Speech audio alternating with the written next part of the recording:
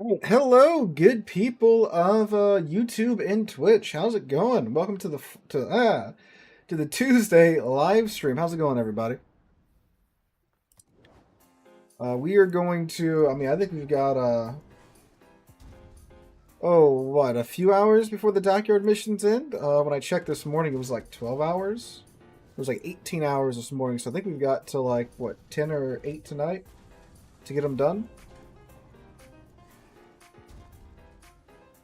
As I sit on a hot tarmac repairing aircraft, it always surprises me where you guys are watching this from. What type of aircraft you're working on? Is there anything interesting? Let's see. We've got a little while before the dockyard mission ends. How long? Oh, 11 hours. We still have 11 hours to get these done. Okay. So they go, 3 o'clock in the morning, U.S. Central Time, is when these finally expire. We only need one more to get this one. 3,800 ribbons. Oh, that... Boy, do I have this ship to do that.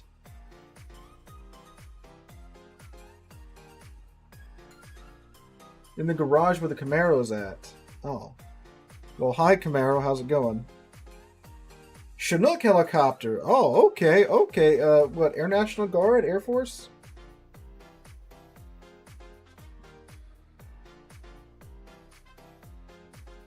Yeah, one game of bar. I think that's like half a game of bar. I went clear by the Italian ships, didn't I? Come on, Barbion. Let's go complete this stage of the dockyard. Do you happen to know when the proposed CV changes are coming? They gave us an update on what they were going to look at changing a little while ago. I think about a month or so ago. We haven't heard anything since then. Oh, civilian contractor. Gotcha. So I'd assume by the end of the year we might get another update. Like I said in the CV rework videos, there are some very large changes. So if we got like another round of testing, or like I think that like we might get another round of testing before the end of the year, but I doubt like the change would come out like this year though. You know, if Rhode Island will come back at some point. Well, according to Wargaming, with their Rarity System dev blog, all the ships are supposed to come back in some type of summer sale event where you can buy them directly. I don't know if they mean like the new ships that would be released under this new system, or older ships too. I don't know. I know for sure the Santa Container event in December, obviously they'll be available in that, but that is of course gambling, so I don't know. Last round of CV testing was severely undercooked. Well, I mean, that's why it's testing. You know, it's not really meant to be done. You are testing it to see what's going on, right?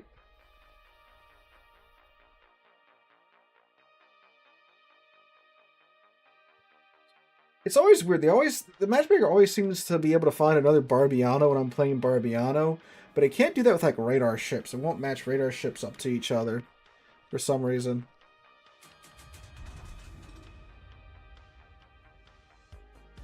It's very weird how that works.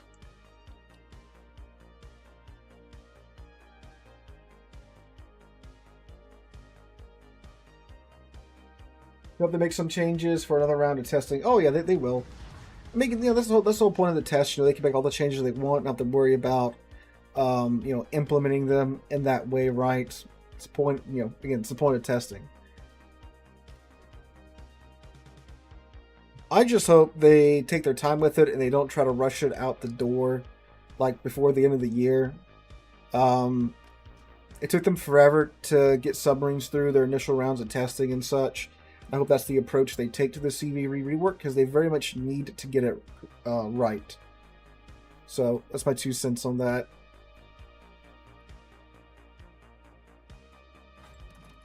Leafins. Too aggressive with my water there.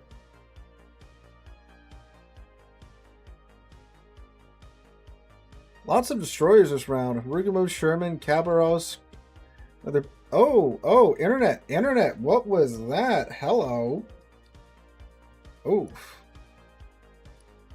That was weird.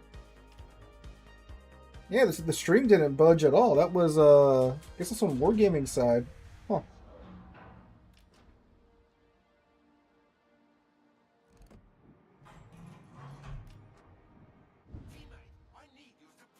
Alright, Barbiano, very much a second line destroyer. So we are going to, well, be a second line destroyer. Won't go plunging to the caps just yet. Again, we do need a, okay, Napoli, just be my guest. We do, of course, need the ribbons, so that's what we're primarily aiming for in the Barbiano this go-around. Here we go. Aha!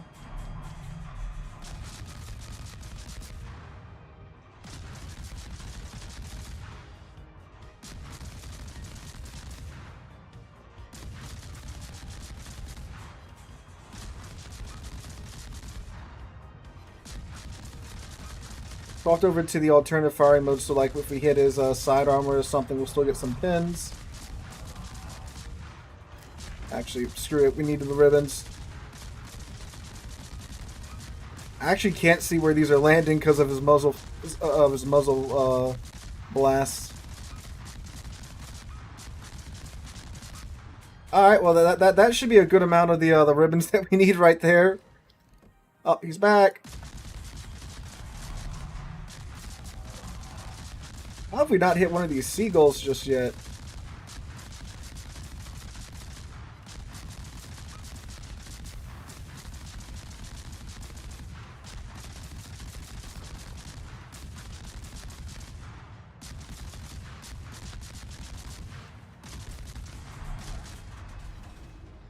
Well, he murdered our Napoli pretty good. Oh, there we go.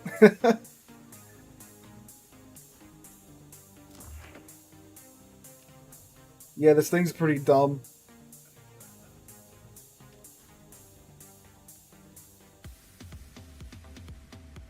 Sadly, we only took 18k off of him.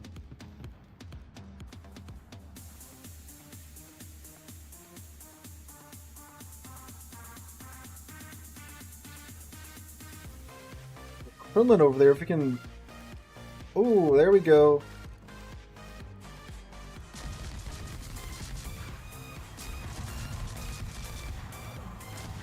Jeez, he really isn't even going that fast. But see what I mean? Like how long the shells stay in the air? You really gotta walk your shells in.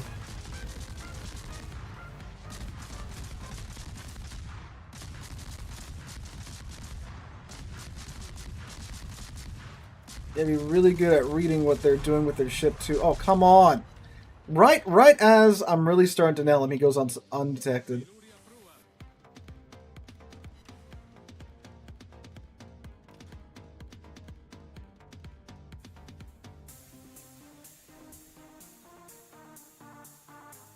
Lots of smoke over here.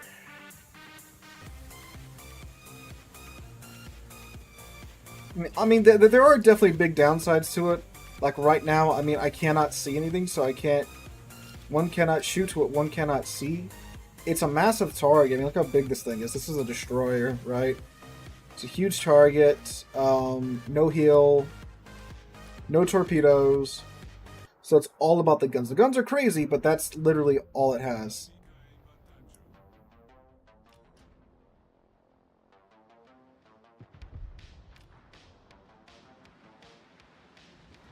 Flip Fire Skull, how's it going? Ooh, another Schlieffen. Beautiful, beautiful, beautiful, beautiful. See, but I'm spotting these. Watch when I go behind this island, try and get my guns off. They're both gonna go dark. I still want to rip in front of you know, 2 secondary battleships when I have so much open water to traverse.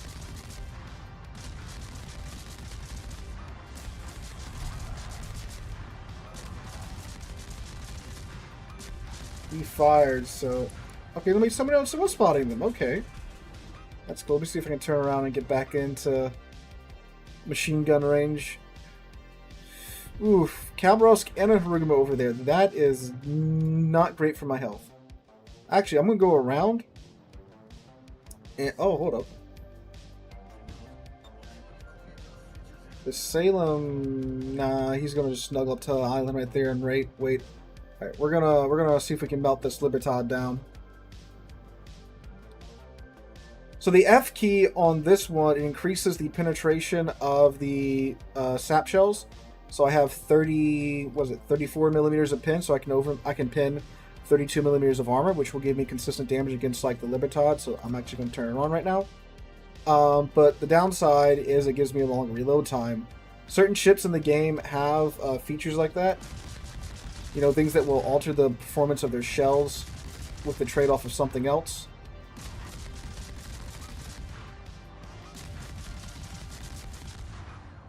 They're not all like that. Some of them are like burst fire mode. Some of them are other changes to the parameters of the shells.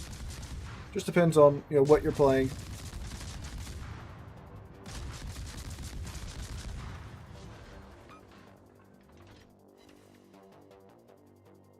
Hey, Thomas, how's it going? Glad you could catch a live stream. Oh, it's another Barbiano. Let's see if I can flex on him.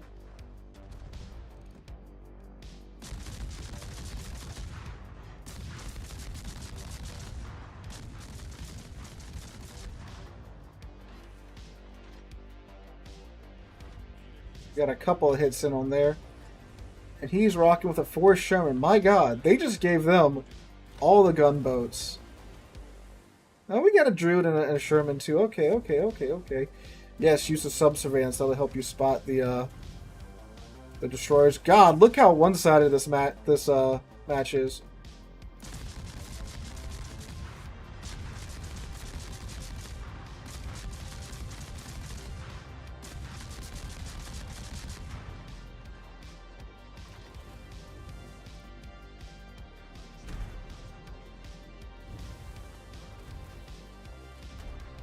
Jeez.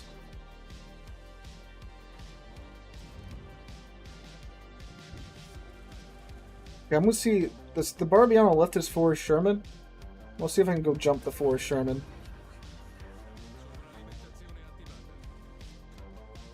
Murkazi's not having a good time dealing with the Cabaros.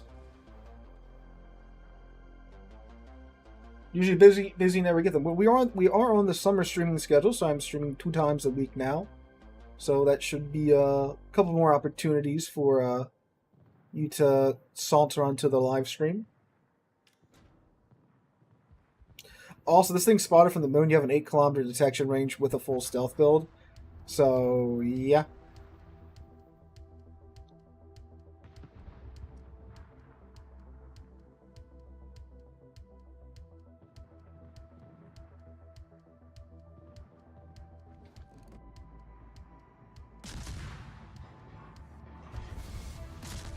Oh, right as I'm about to kill the Sherman, too. Dang, that sucks. Well, I think that should have gotten us the stage done. Did it not? What? We gotta be like 2 shell hits or something away then.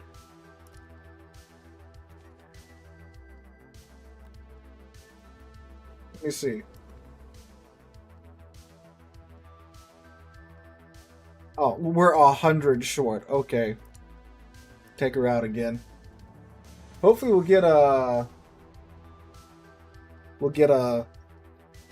match that doesn't end. What was that, like a 5-minute game? Get something a little bit better. You might get that. It's pretty goofy. It's pretty fun. I don't think it's going to have like any type of place in competitive. Because it takes a destroyer slot, but it doesn't do anything that a destroyer does, right? Like, it can't really outspot any other destroyer because it's got a massive detection range. The only thing it outspots is a Cabaros, and that's saying a lot. No torpedo power. It has like a psychological effect, sure, because you have so much sap raining down on you, but like in clan battles with coordinated teams and such, I just don't see it working all that well. Water Warship CC 2146. Okay. Oh, it's someone playing with a bow.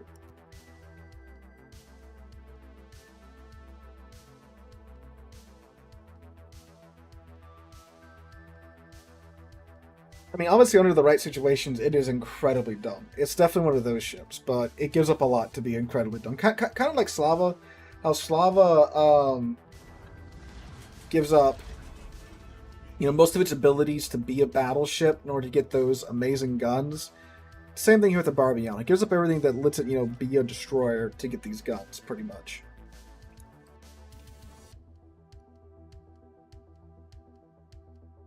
Fortunately, we're on the side with the submarine. That's something too. It's a massive ship. You get the destroyer disarming build for the destroyer disarming distance, which is like stupidly close with a ship that's not really maneuverable. So yeah.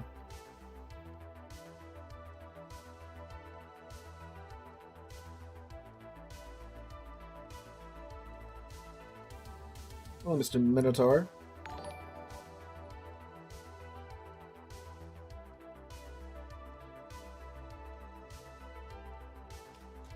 We only need 100 shell hits, which is not a lot, but obviously we want to have a good game. So we'll see what we can make happen.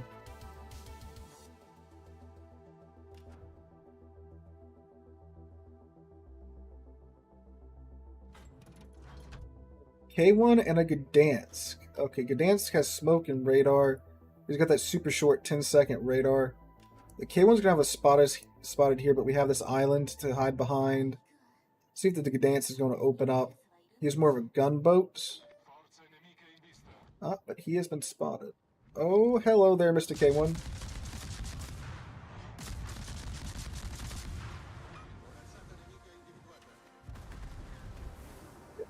Submarines don't like this thing either because in one salvo you get 16 sap shells on them, and that's a lot of health off of a sub.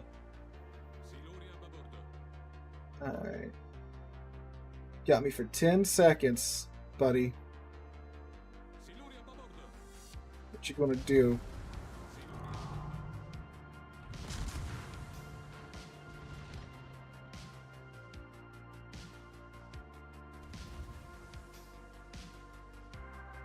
That Minotaur radar? No, okay. The sub just spotted him. Woo! Okay. Friend, can you take care of that? Well, I guess we're gonna have to...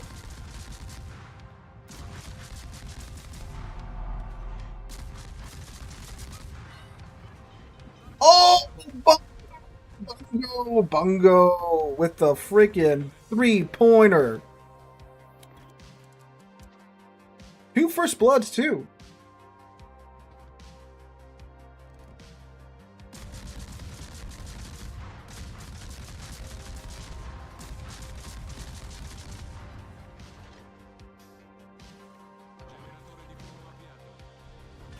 There we go. We got the sub down. Ooh. Had a little close call with the salvo there from the Schlieffen, of all things. There he is.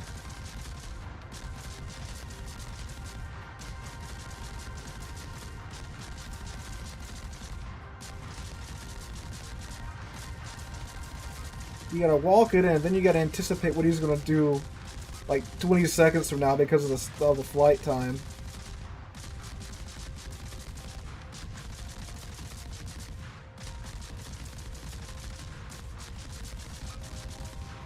He's gonna beach, I bet.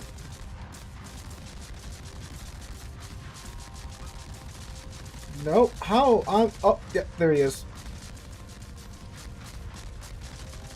I think I've just been annoying his crew.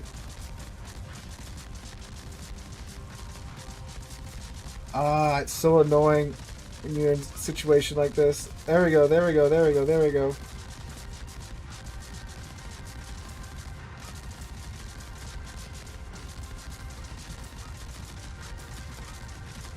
Yeah, because the most annoying thing about trying to aim is when someone's not going at a consistent speed. So when they're freaking, you know, dragging their ship along the coastline, and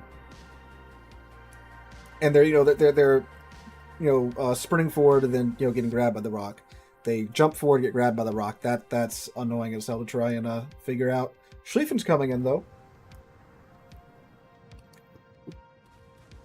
As a DD player, I find this cathartic. Yeah, honestly, like my finger gets a little tired because you got to hold it down for so long.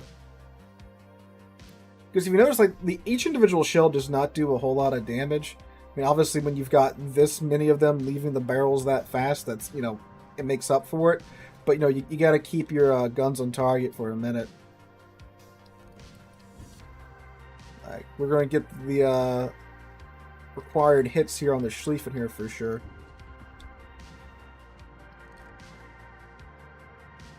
The submarines that think you have to worry about Schlieffen, you are wrong, buddy.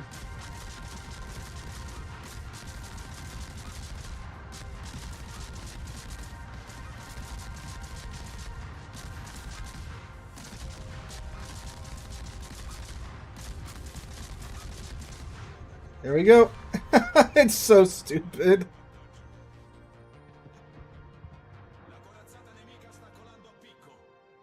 I guess we can go in and take the cap now. It'd be funny if I would have just eaten one of those. Oh, Preußen's running away. We'll go grab the cap. I play Atlanta. Yeah. If you like the sound of Atlanta's guns just constantly going off, you'll love this.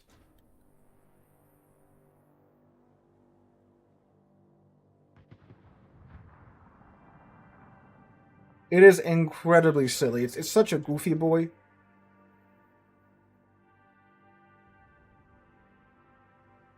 There's a small lens we gotta watch out for over here. Do a destroyer thing and take this cap. I think actually we can lob our shells through this gap here at this Preußen. I think the Preußen's kind of just sitting here. That's a Marceau.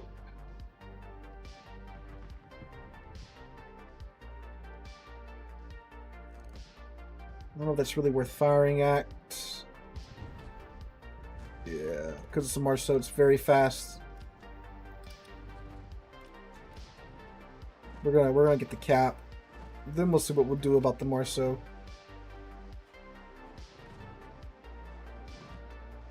My worry is that I'm gonna come around this corner and the Schmallenz is gonna be chilling there. 4501's going to the surface though. He might spot that. Yep.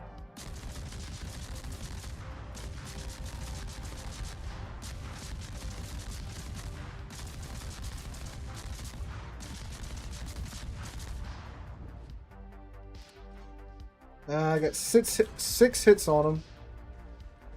And we got the cap. Ooh, yeah, we got a bit of his HP.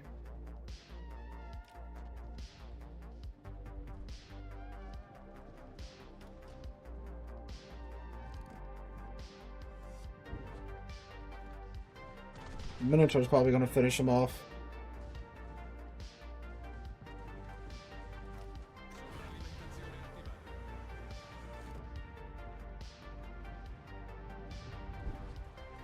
Now we are going to abuse this Preußen.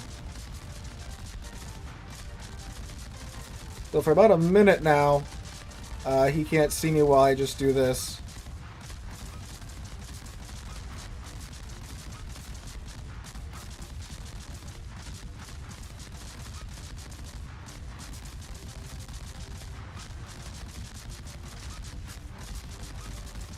Keep in mind, if you have Sansonetti, when you get Confederate, you get a boost to your reload too.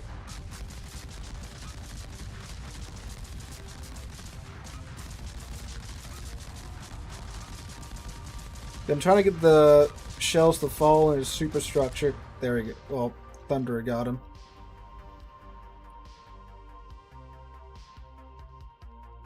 I don't think he's got enough survivability to go through perilous route. What am I looking at? You are looking at a Barbiano. A Smolensk around. Well, there was a Smolensk around here.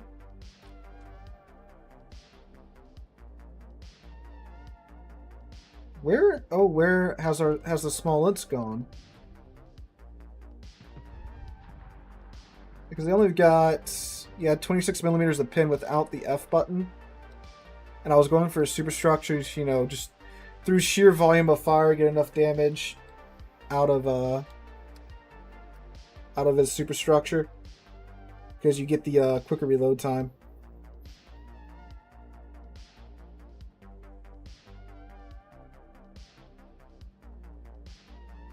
Find the island, maybe? Oh yeah, and Perilous Route's only tier 8 and tier 9. Oh, look what else I've found. That increases the pin to 34 millimeters at the cost of reload. So like if I catch up to this Vermont, probably pop smoke and use the F key.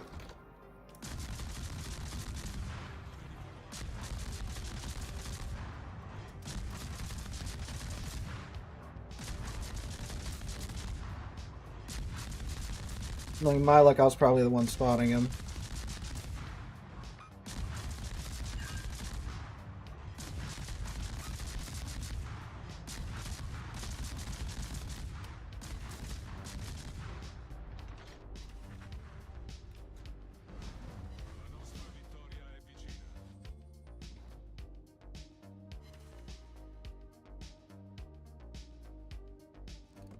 It's not a small boat.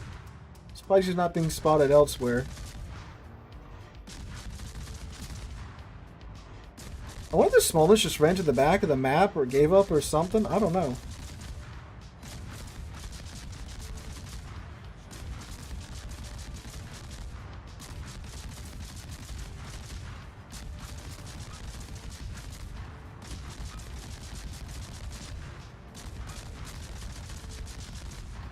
It'll start turning into me. No, maybe not. There he is.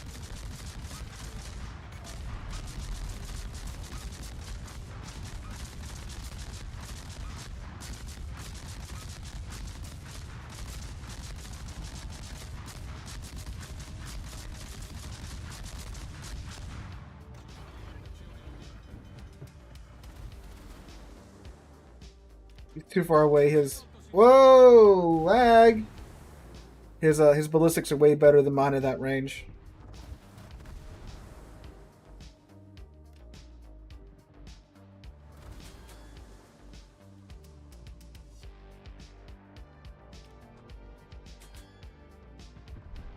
Alright, should be good now. This sounds traumatic. Yeah, that is true. Vermont is very much sneaky. It's like a 12-5 consummate, I think, when you go full build on it.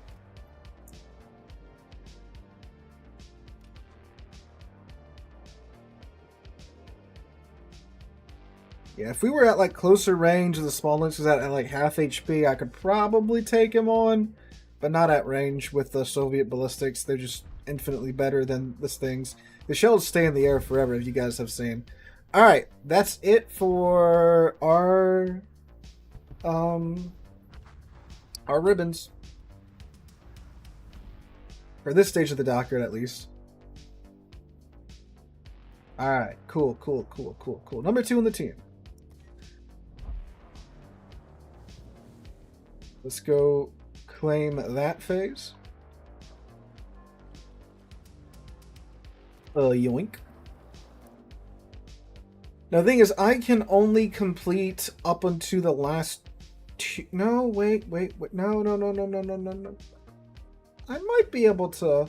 Because you can only earn all but, what, 2 tokens? So, let's see how many is left.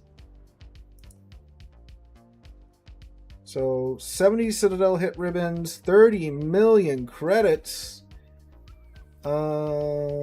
and then 1. So I think only... So let me get this right. You have to buy 2 of the phases.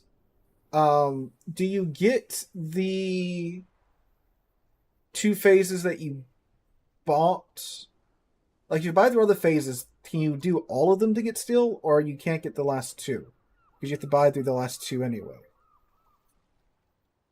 Or do you just get all 20 phases for steel? Let me go double check, see how that works before we start grinding. Well, you have a built blue shirt instead of each additional phase. If you continue to complete the dockyard, get combinations after you built Blucher. Oh, so you can get all... okay, so I can get all of them. Okay, okay, okay, okay, okay. So when you finish the ship, whatever you complete for the phases, you get still for. Okay. All righty, ladies and gentlemen. So we need... I know I was just looking at them. 70 Citadel hits, 30 million credits, and if we get a Kraken, no, we still got to get... okay, so these two we got to do. We have to do 4 more. Get 7,500 main or secondary battery hit ribbons. That is, you take something German into Perilous Route. The 70 Citadel hits 2 we can do in Perilous Route pretty easily. Just bring something with big guns. 30 million credits. Can't do that in Perilous Routes. Because the economy is not quite that good there. But, not to worry. I have a plan. 30 million credits is a slow Tuesday for the OG Missouri. Where does she be? Oh, I think... no, there it is. There it is. There it is. There it is. So this is my OG Missouri. I do have the broken economy on her. And I've got red economic bonuses. So we are about to print money like it's nobody's business. Honestly, I haven't done this in the Missouri since the economic change. I have no idea exactly how crazy this is about to be.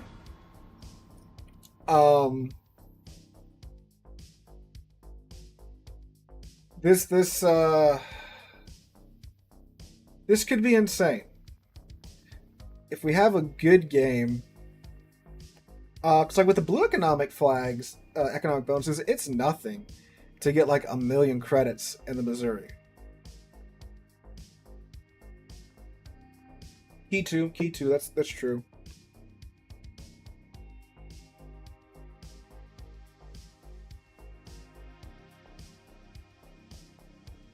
But the problem with the Missouri is that it's actually a worse Iowa.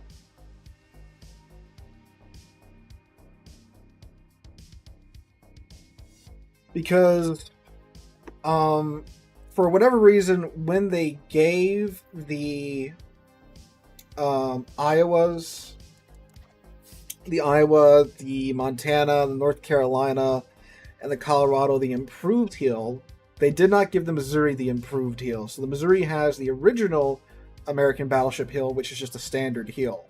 But it has the same armor layout as the Iowa, basically. There's like a couple of parts that are a little bit thicker, but they don't really make too much of a change. So you're playing with a worse Iowa in today's World of Warships. But she make it the money.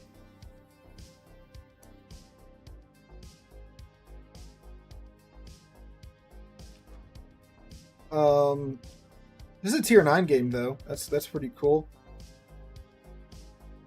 I actually would have preferred like a tier 10 game, because you get the economic bonus for shooting ships of a higher tier than you.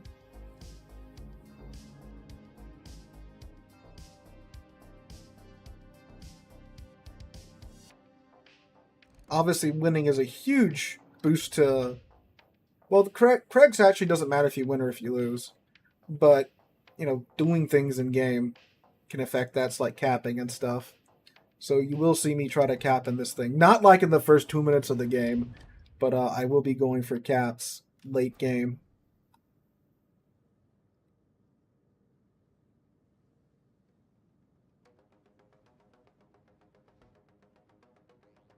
Go surface sub kill. Understandable, sir. Have a good day. Oh, that's our buddy right here.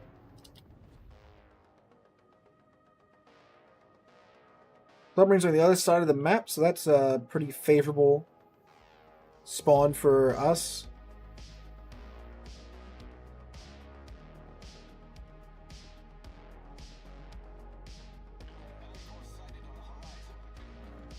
Heinrich.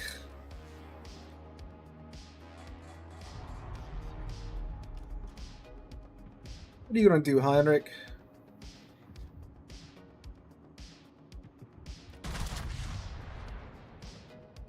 Ooh, nice tight dispersion. I'm sure it'll miss. Yep, a little bit too high. Knocked out his turret, though. Oh, Jägermeister.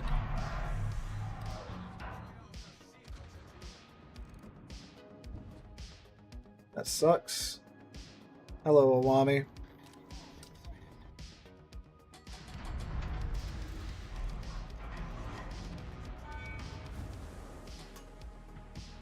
Let's see what he's gonna do. Ah, his battle keeps like twitching this way, like he's gonna turn. He's either go behind that island or try and turn and get in here. What are you gonna do, Heinrich? Or he's gonna go straight. Okay, cool.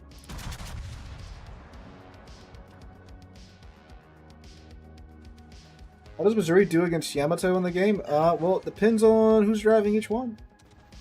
I mean, Yami has their weaknesses, so does the Missouri. Obviously, the Yami can like just kind of punch through her nose. There you go. She's going for that island now. I don't think we'll give... No, we're not going to have... Ooh, ooh, ooh, ooh, ooh.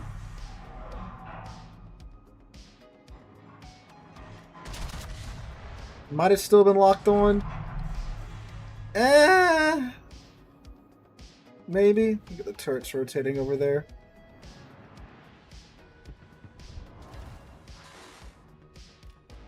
Yeah. Try to do what you can.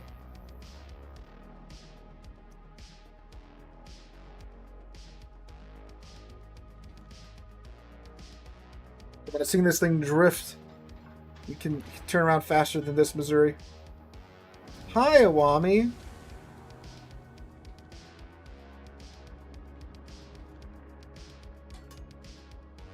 Here's the enemy teams doing the thing where they just sit way out there.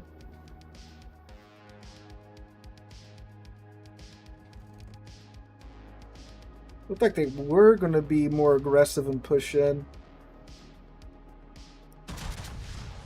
Guess not. Alright, well, we just busted a loop for nothing. That's fine.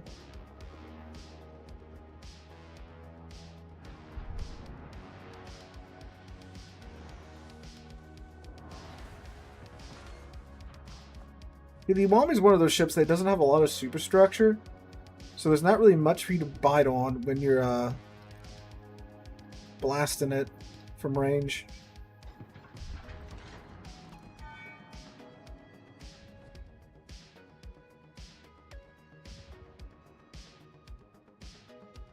Avoid that island. Don't know what that Alabama's doing.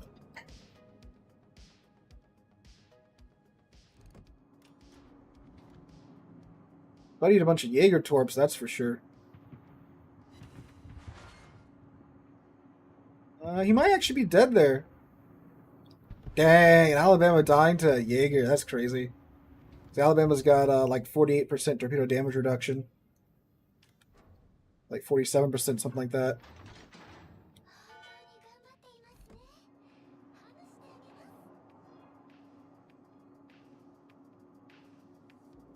Oop, he's slowing down.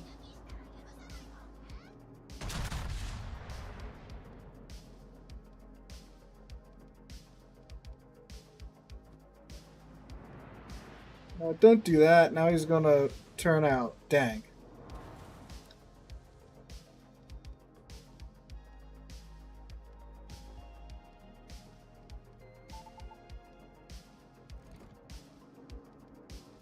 I just have to start HE farming this Wami down.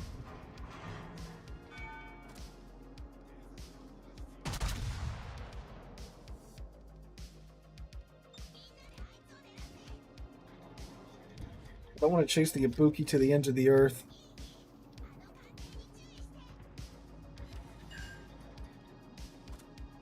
See, not like when I load HE, the Iwami goes broadside, right? Now look, I'm got AP back up in the tubes, so when it's ready, he's gonna go angled again, right?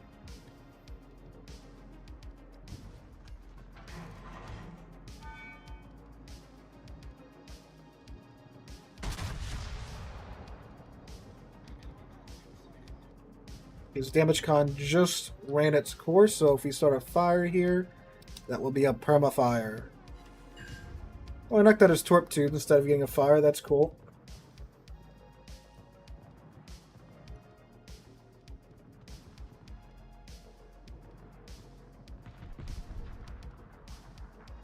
Oh, look, a Sarugi.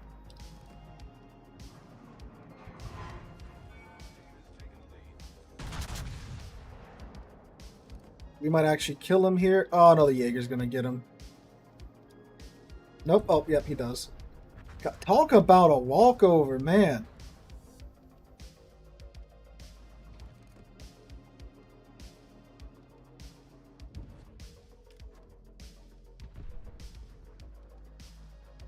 We'll grab one of these things to give us a little bit of a boost to our economy this game, at least.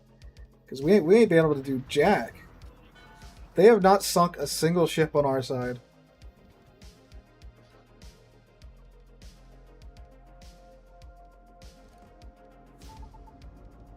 Hit that barrier right there, so...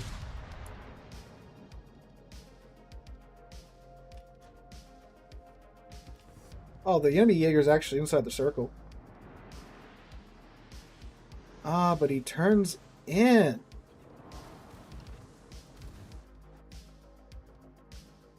Instead of riding the barrier. Oh, what, the Mayoko got the buff before we could get there.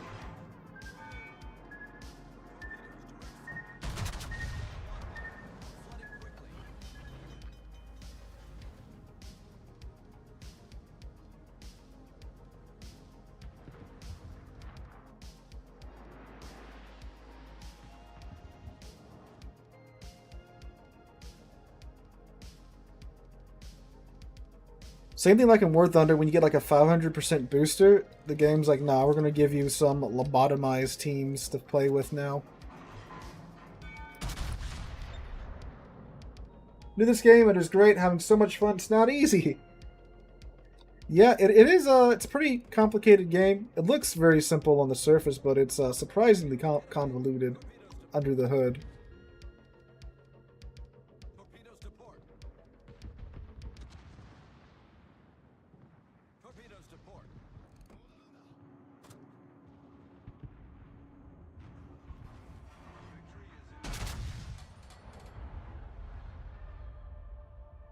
Jaeger's dead.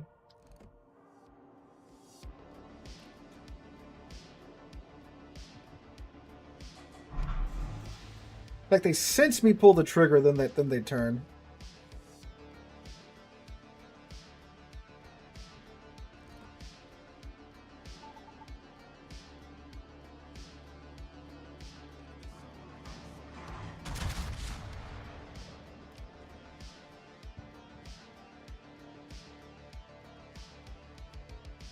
We should get some pretty good points from capturing the circle at least. Of course they all bounce or don't pin.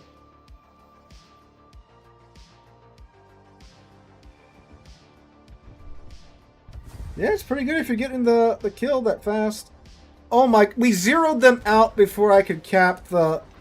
Oh, God.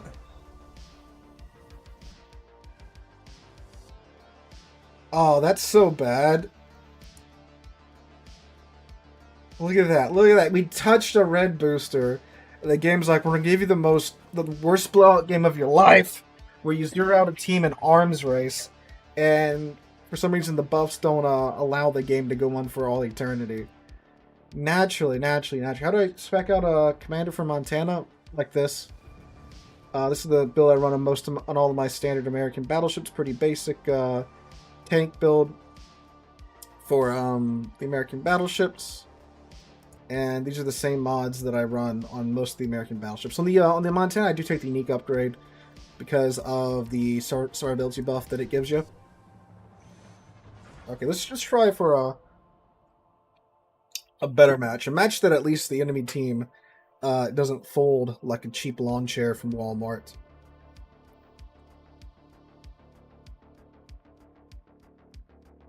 But it does give you an idea, though. I mean, we were like second from the bottom with the Missouri. You still almost got 1 million credits.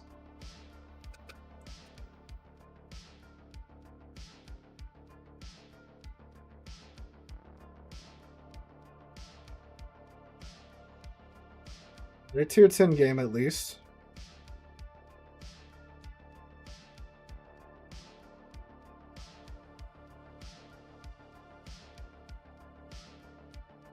Number 4 in Blucher, all blue. Very nice, very nice.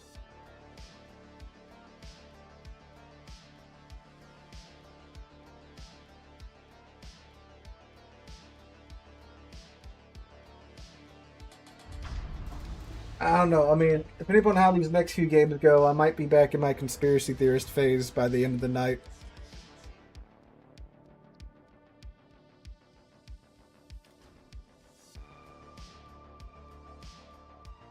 Oh yes, a fun thing. I had a meeting yesterday. It was a Zoom meeting, it was a Zoom training for work. And yet again, you know, I get in the call. Everyone's on like their school issued laptops, their phones and such. And here I am, 4K web camera, good lighting, and a studio quality mic with headphones on too. It's like, oh, okay. Okay.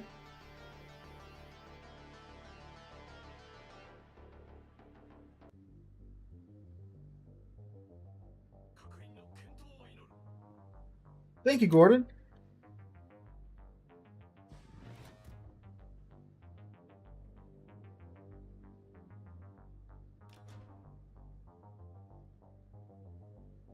Going to approach the enemy.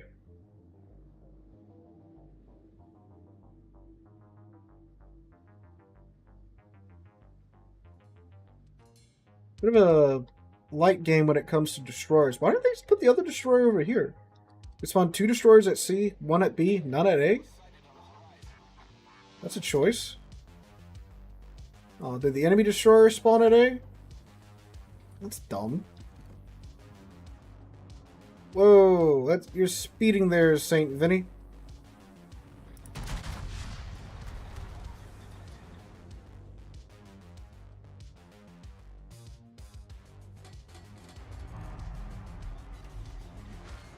That was a decent hit. Saw the Janan there for a split second.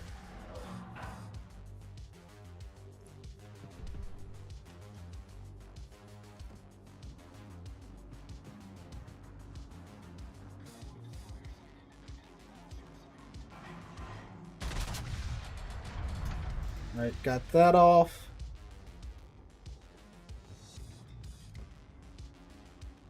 Looking good, looking good. Ah, too high, really?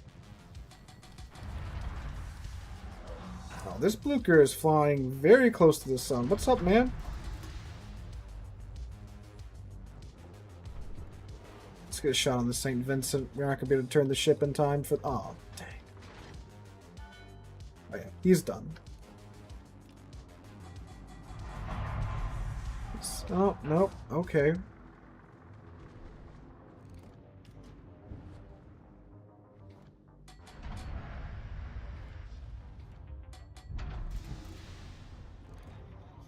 Vincent is back.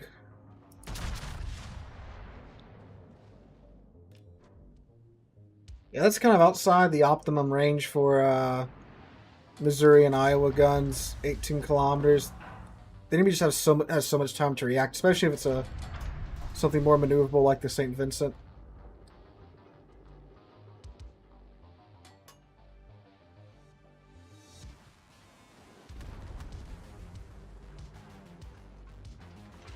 Dude, they got a destroyer spawn over here, but we didn't? What sense does that make?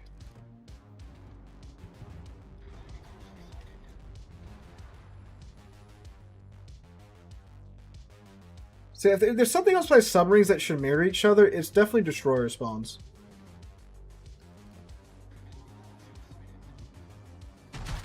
Destroyers are so important in this game. We appear to be on the team getting steamrolled this time. There goes the fire department.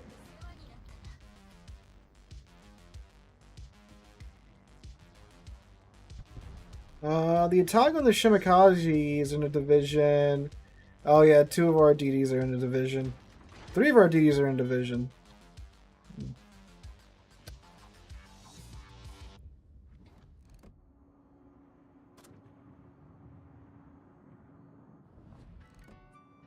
Well, yeah, I think that does mess with it. Really shouldn't, but it does.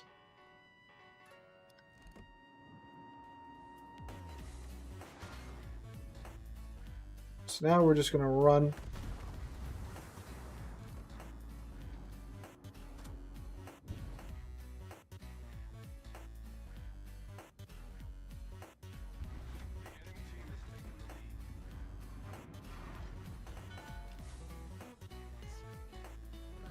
See, this is what sucks about not having a destroyer. Can't see anything, can only react to things when somebody shoots. Obviously you don't know when that's going to happen.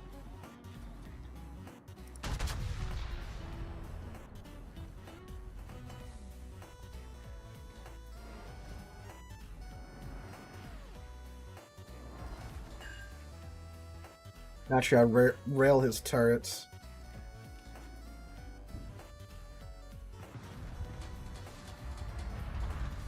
Gotta cap almost 6 minutes in.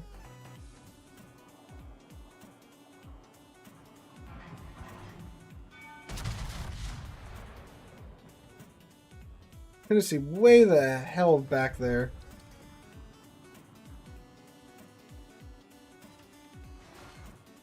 Come on. I'm telling you, I am in Warships. I'm excellent at hitting people's turrets. And then in War Thunder Naval, I'm fantastic at eliminating smokestacks from existence. It's spamming me now. The Janan again.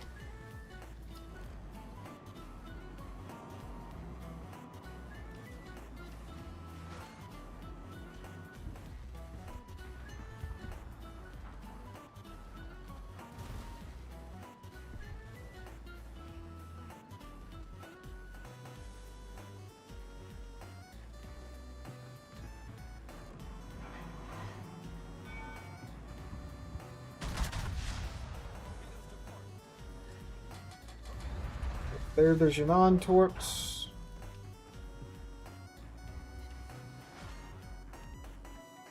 Well, we're at the amount of damage that we did last game, fellas.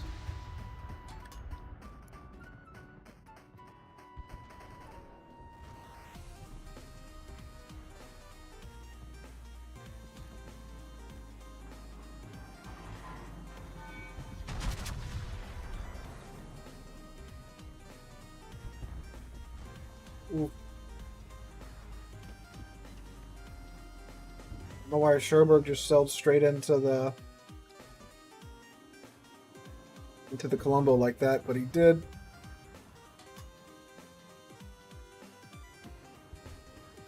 Got a Zuma that's trying to farm out the Colombo.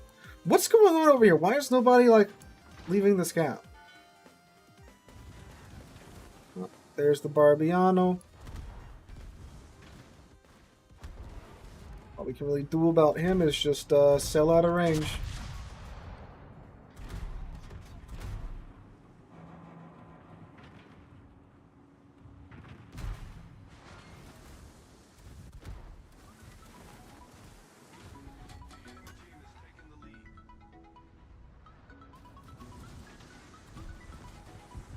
He was very good. Well, that's great.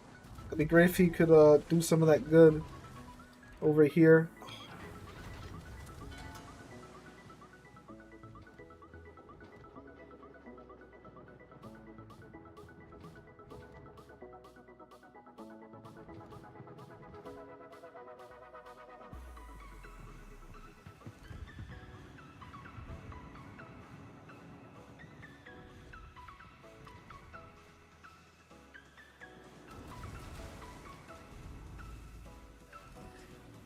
Oh, Mr. Colombo.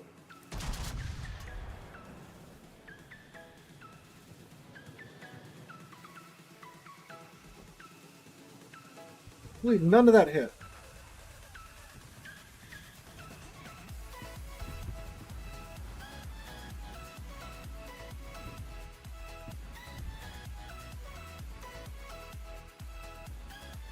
AP Colombo hurts.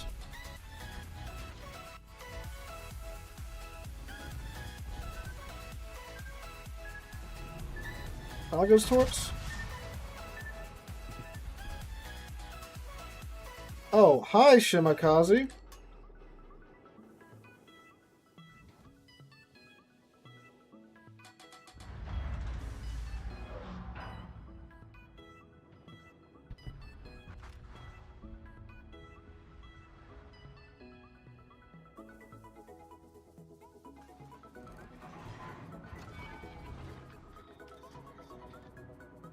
You must be new around here.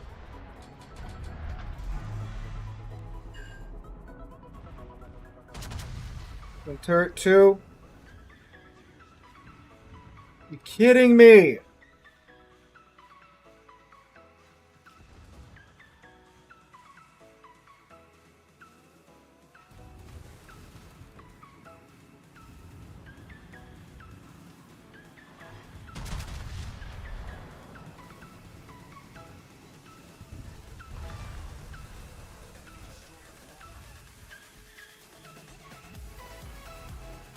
Great.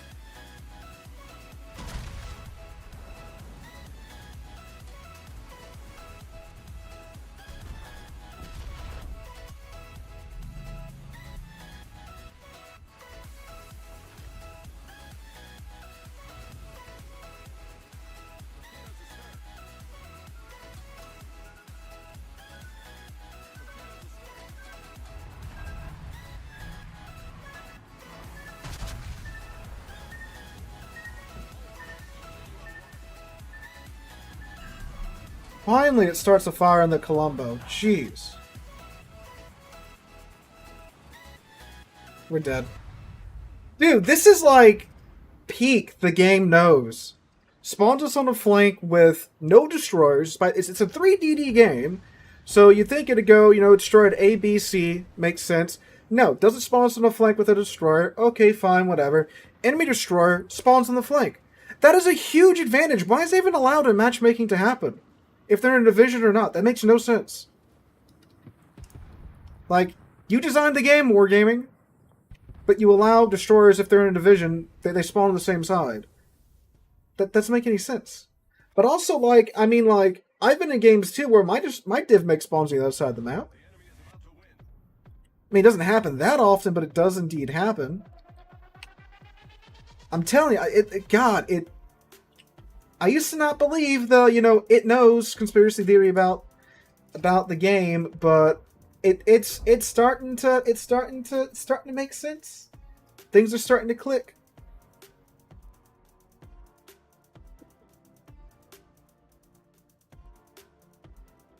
Wargaming designed the game, but you feel that Wargaming employees don't play the game. With that matchmaking and that spawn set, yeah, it's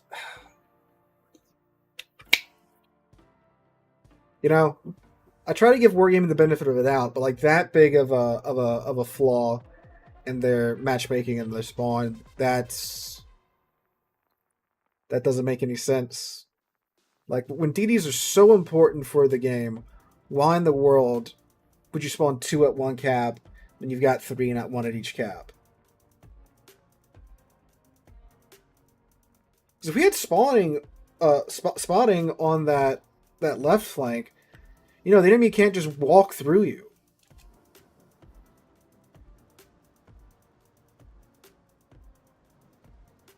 And it's double sus with the fact that, you know, I've got red economic bonuses running right now.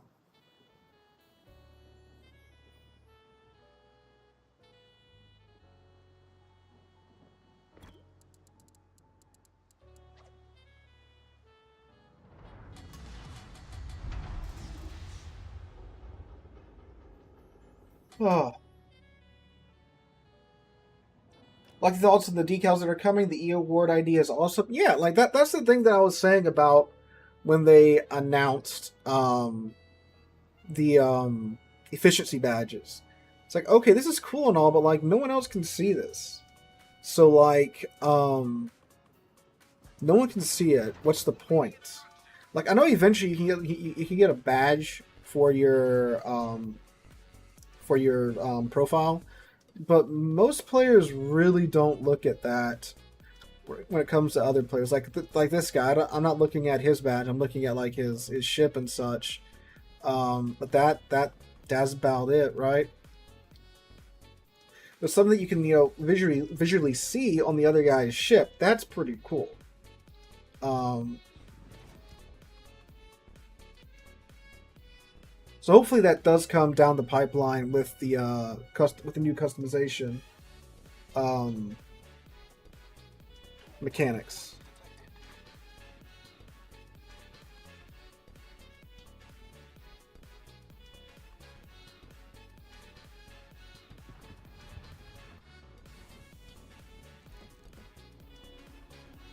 Hello, Brindizzy.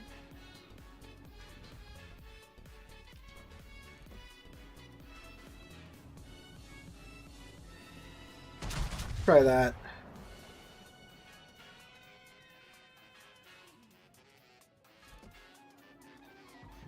Nope. He gets a move on. That's no surprise. It's 20 kilometers away. Someone else doing their credit mission. I spy. Is try your luck container even worth it? Some people swear by it, and like that's all they'll do is try your luck containers. I'm not one of those people. I usually get the signals because the signals, that's less credits you gotta spend getting combat signals and such. Ooh, a Regalo.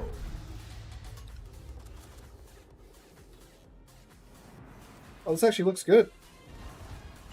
Good. There we go. There we go.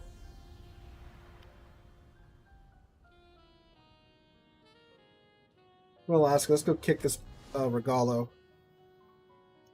2 radars. What's he gonna do? Hide? Oh, nope. He's turning around. He's going into the cap.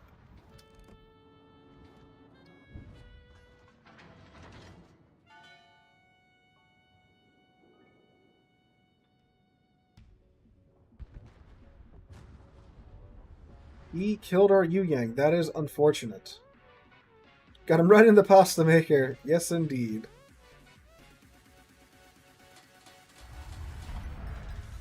The Regalo's got more range on his radar than I do. Not spotted though, so he's nope, I'm spotted now.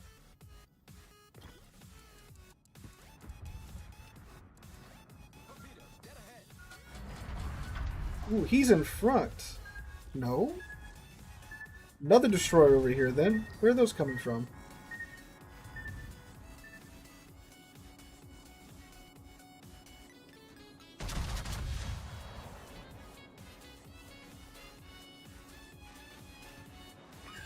There we go, got his rudder, got his engine.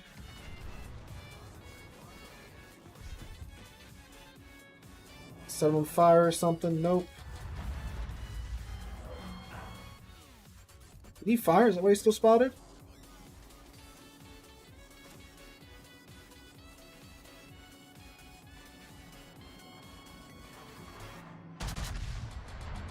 Just for the luck.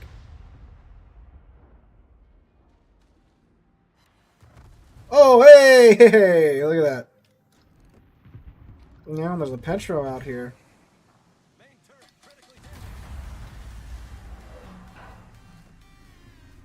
That's a very broadside Petro. Yeah. Better say, you should Citadel in there.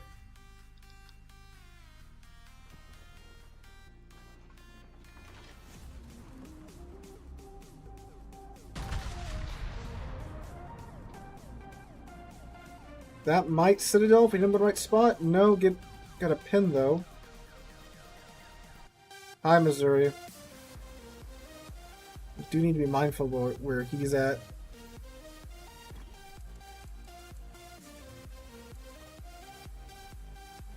We got Hydra or DFAA.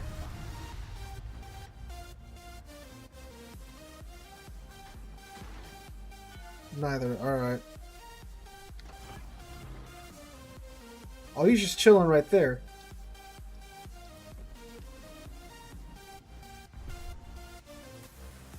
Well, come on, Alaska. We're kind of committed at this point.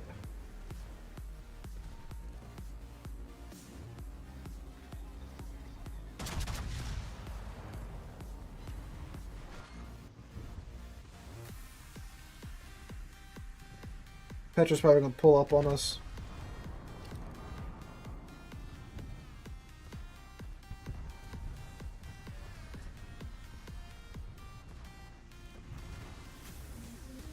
What's he gonna go for?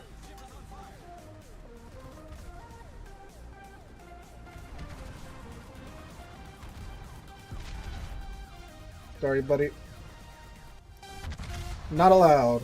What? Overpins? Are you kidding me? Overpins on a broadside Missouri? Are you serious?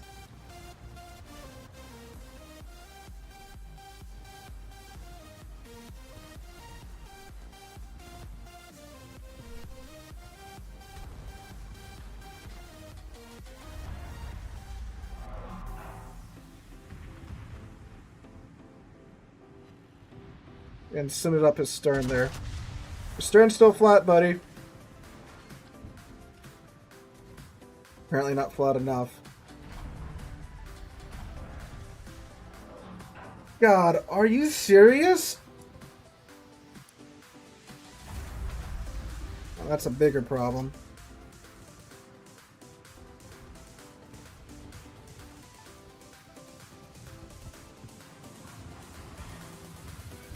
Okay, he's got a Jean Bar to deal with. We gotta worry about this Petra coming around the corner. Naturally, we lag. Here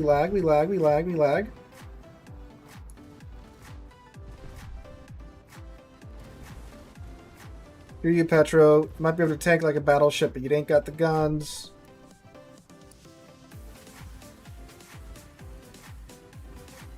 Hello, Petropavlos. I am too far forward there. That one was on me. I mean, we got most of his HP.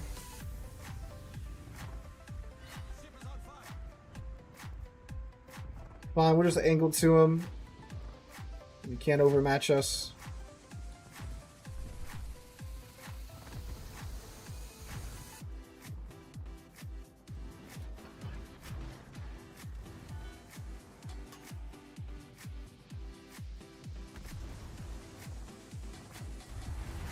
What if I just... Oh, we get radared. It's okay, it's Petro radar, it won't last that long. Alaska should have him here. We'll grab the cap. Well, he did indeed have him, but that is wild. Friggin' point blank range into his belt. Overpins. Overpins. That is wild.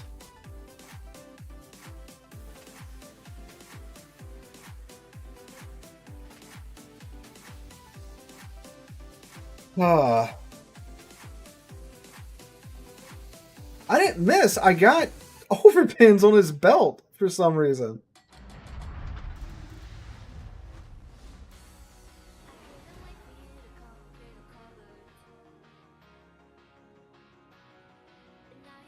I got a Tulsa, a Worcester, a Jean Bar over here.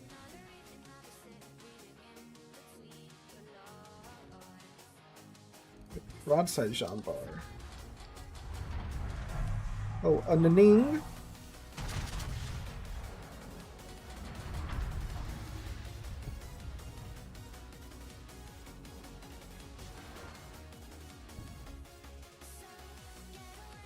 There's the Tulsa's HE.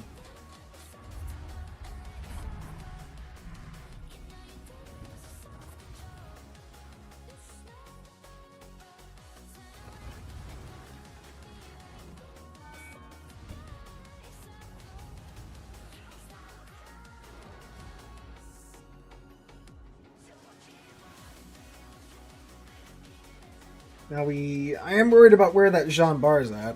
Not the Jean Bar, the Worcester.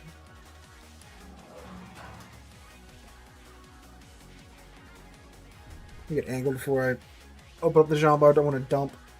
No, he's way back there. Okay, so actually, this guy likes selling broadside. Tulsa's also scary because it has destroyer dispersion now.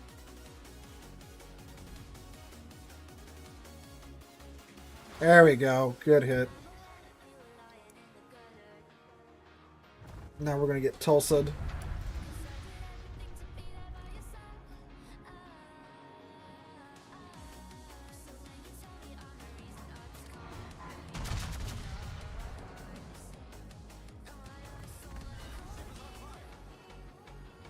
Oh, it's Plague.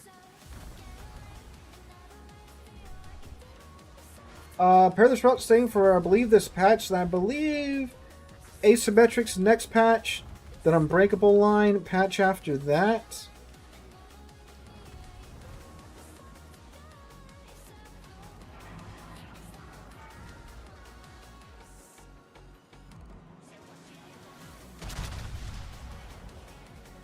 Oh, we have the Naning. Forgot he was still up. That's not great.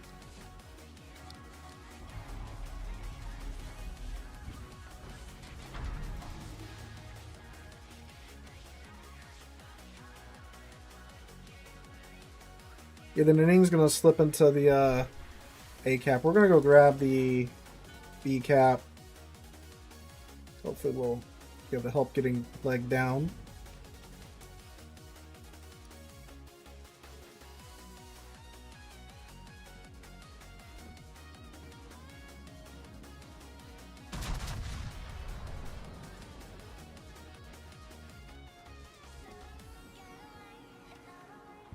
There we go.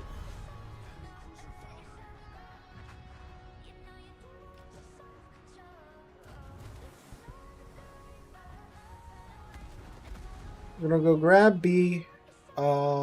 Shoot. The Nevsky has a Napoli to deal with. That's gonna be fun. We're gonna grab B. I don't know. So it looks like okay. So I was gonna say we're gonna grab B and then get C, but most of the team's over here, so we're gonna go ahead and just grab the B cap and turn back around and help out with the Naning.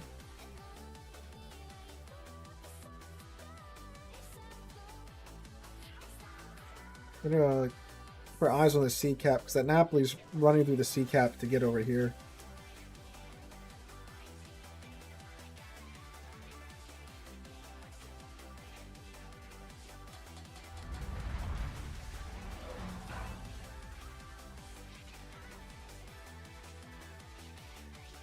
Jean-Bar's going for A.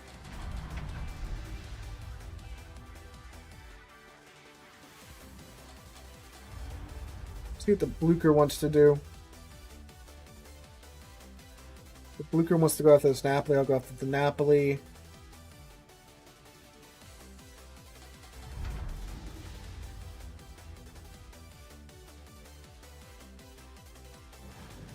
Just keeping the cap contested at least.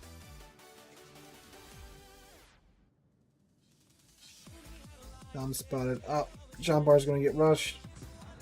He had HE loaded. He hit his reload booster. He's going to be able to get those shots out. He's definitely dead either way. He needs to take that Naning with... Oh! Napoli's up. Nice. He got him. He got him. He got him. He got him. Traded. That's good. That's what we needed.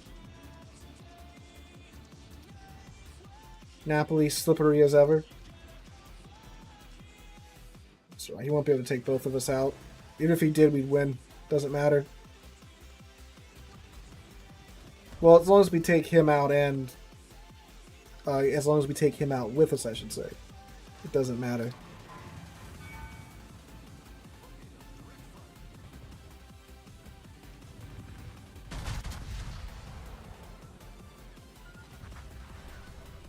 Oh, bro, what?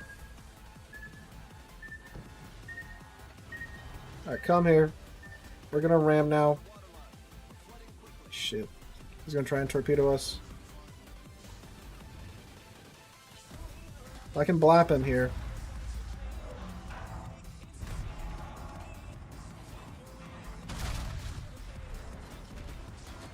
Are you kidding me?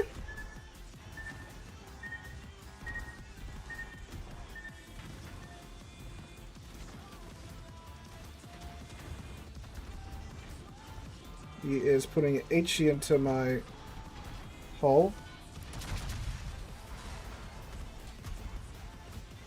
Here at 3, time to do the Lord's work. What?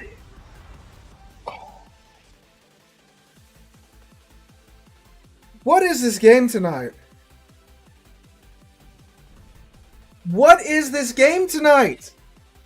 What is this game tonight?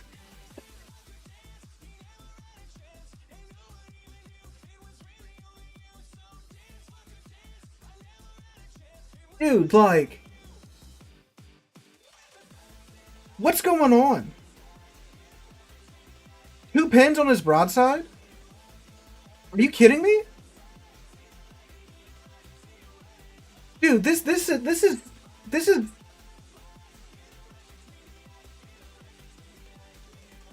broadside Napoli. Flat, beautiful broadside, and we get 2 pins?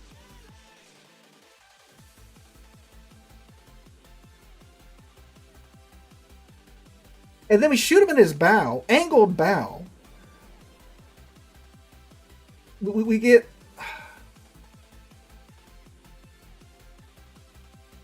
Oh my god. That should have been 2 Citadels. You freaking pin a broadside Napoli. Right where his Citadel's at, it should be Citadels, not pins. On the other hand, 2.6 million credits. Well, I mean, I'd rather win.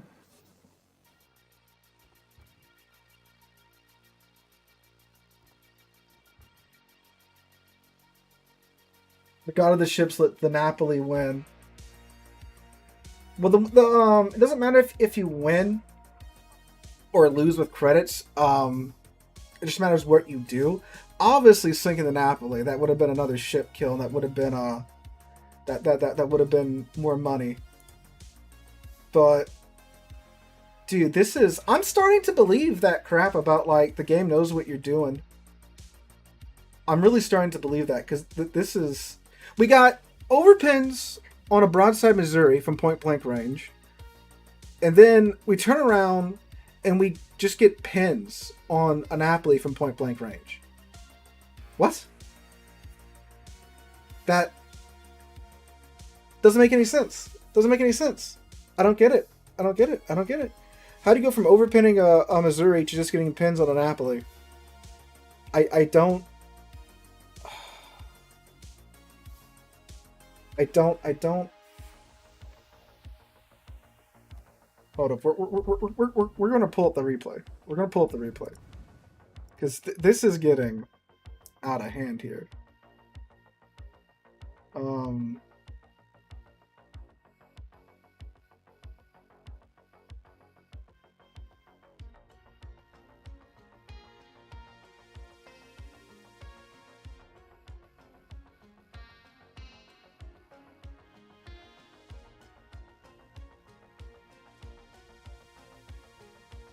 And out the torpedo protection?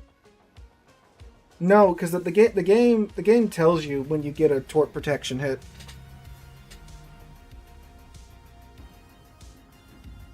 The game lets you know that you hit torpedo protection.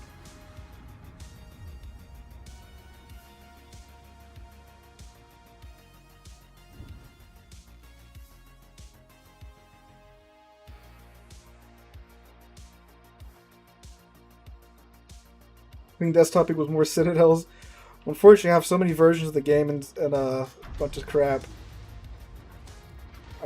So we're going to go to Event 1, which is the overpins on the broadside Missouri from close range.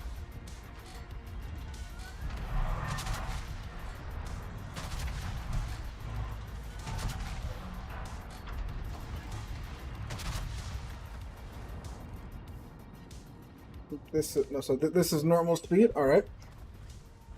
So here's our Missouri. We're pulling up on him. Send the rudder full over to avoid the ram. All right, aiming at the water, aiming at the water line. Right into his side, right into his side, right into his belt armor. 7 overpins and 2 pins. Right into his belt armor. Like even the shell holes. That is the belt. That is the main belt armor Let me have my camera game. Oh. I know you can open up chat and replay, that's funny. That is the main belt armor of a Missouri right there, ladies and gentlemen.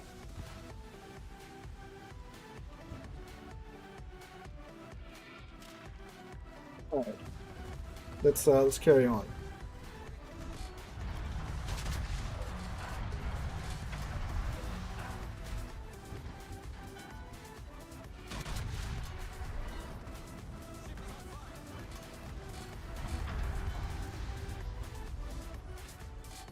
I've accidentally, when I unlocked the camera, fortunately I don't have the locked on camera anymore to where I was aiming.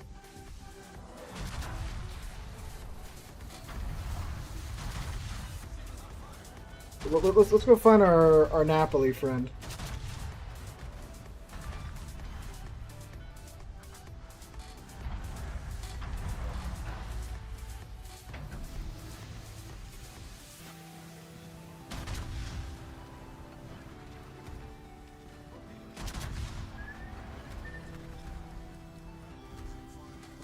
So here comes our Napoli friendo.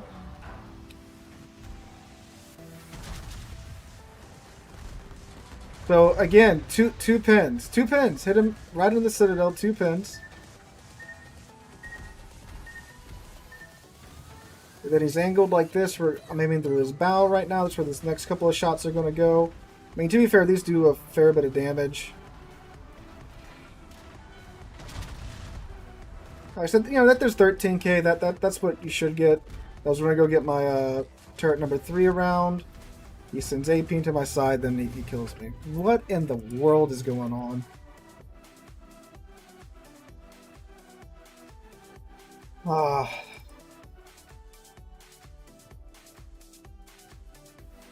And it hurts because I'm burning through those red economic bonuses too.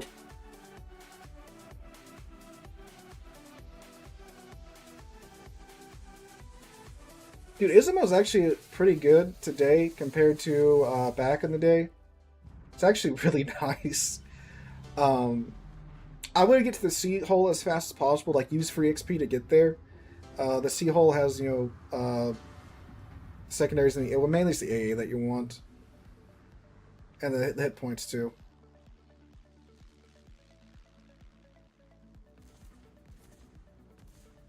If I'd have been running that Napoli, I'd have been blasted. Yeah.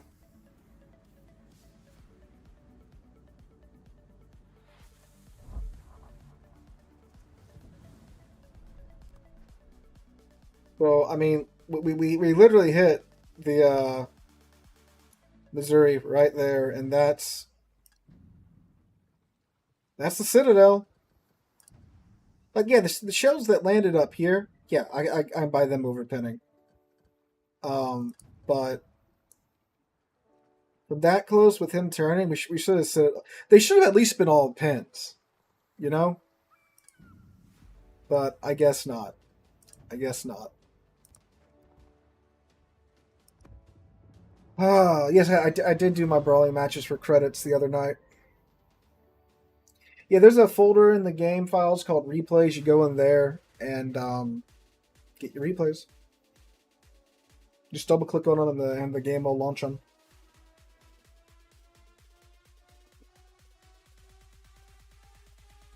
It's just how do we go from too much pin to overpin a Missouri's broadside to not enough pin to Citadel a Napoli?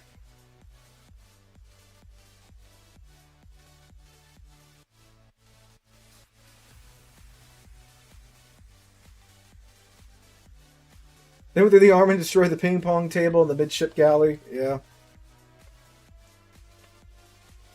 Oh, that was 2 million. We got 800,000 from the first game where we barely did anything. And we didn't stick around to see how much. We'll see. We'll check when we get back into port.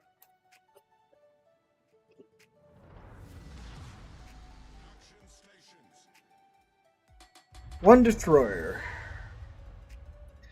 I bet you our destroyer's there, their destroyer's over there. Granted, in that case, you know, their side doesn't over there doesn't have spotting either, but yeah.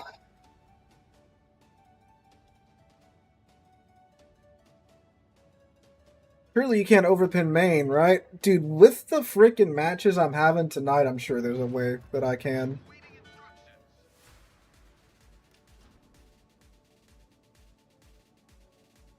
Nothing's impossible after that round right there. And of course it's the Napoli that's like HE spamming me from brawling distance, right? That's the guy that gets to kill me. He's the one that RNG decides gets to live.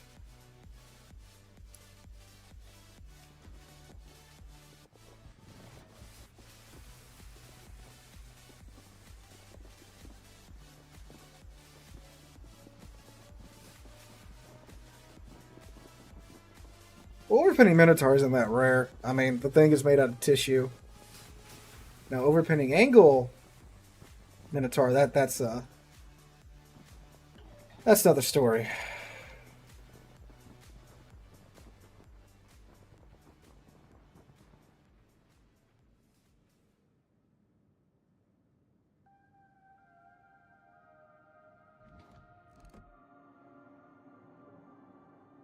Why not? Let's. Oh no. That's just revealing our location for no reason.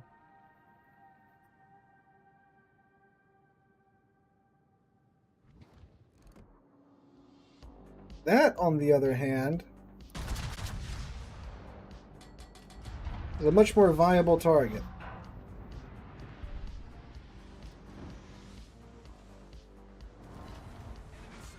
There we go. That's better.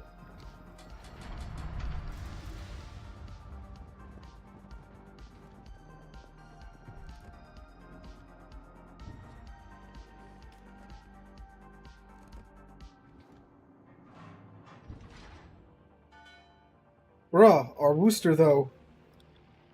Hey Willie, how's it going?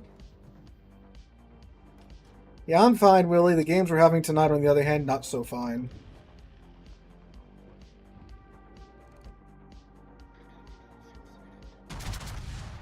Get a little bit lower.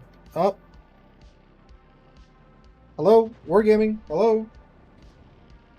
That's not my internet. Because, I mean, as you guys can tell, the stream's not lagging. My bitrate's not dropping. That's just the servers.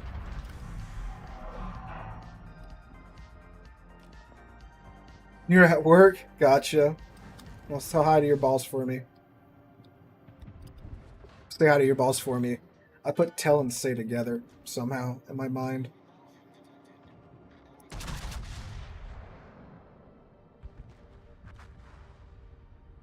Ooh, Brisbane.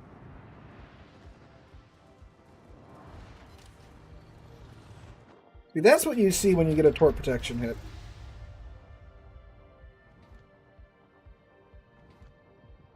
Hi, Wooster.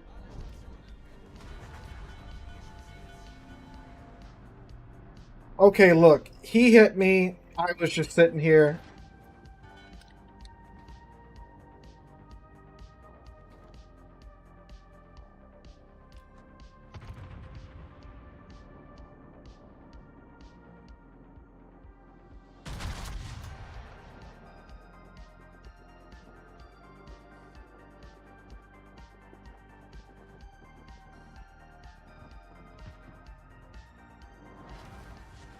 Once again, I'm the king of hitting turrets.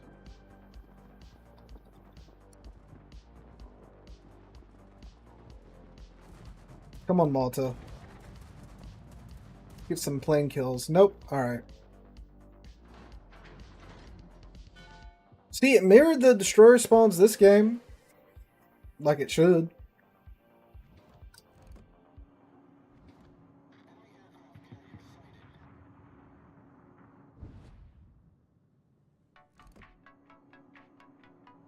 Oh, Mr. Blucher.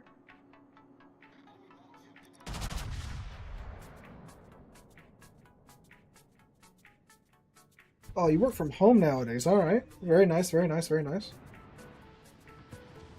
Oh, he threw it into reverse. Oh, hi, Lion. Okay, I guess you get to go first.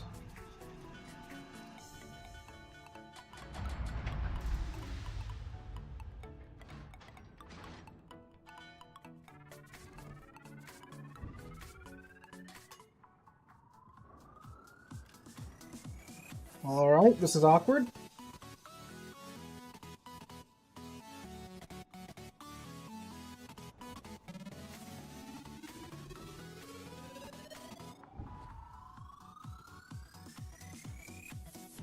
Okay. Let's say don't know what we're going to shoot at. Nobody on this flank does.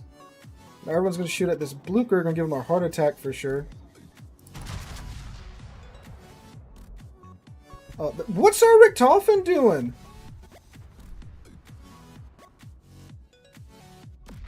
Ah.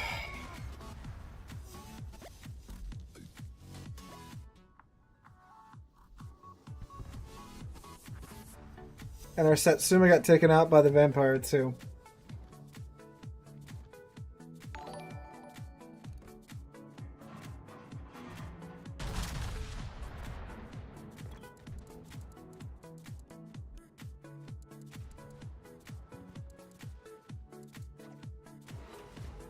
Hey, look, we citadel the Blucher at least.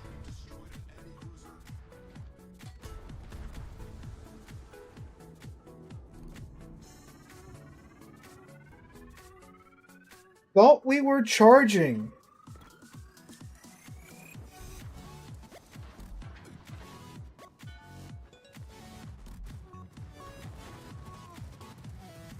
I don't know.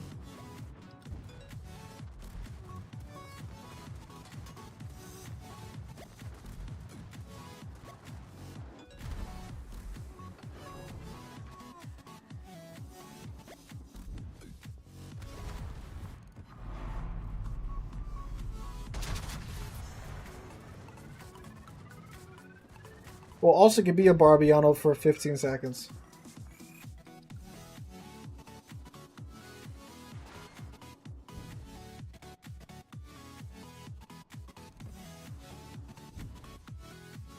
Ah.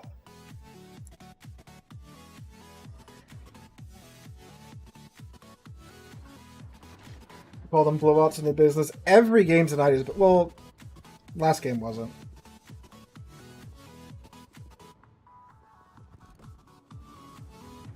RNG just kind of gave them the win last game, though.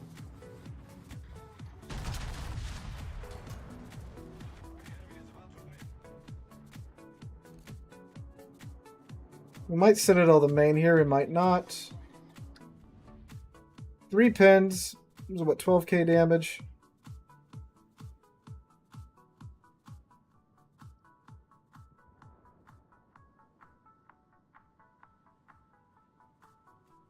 Guys, what y'all doing back there? Having a meeting?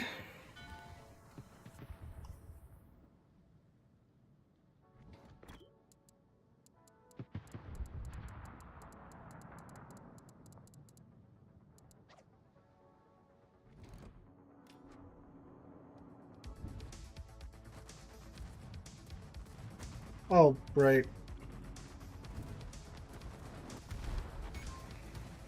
Cool. Just 12k through my superstructure. Like, how do you even get those shots over the island? Vyazma doesn't know what Vyazma's about, apparently.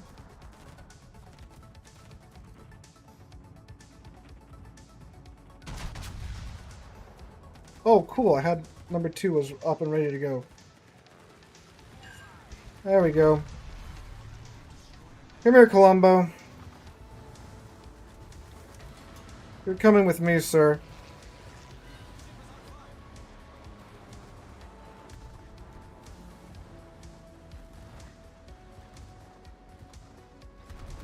Actually.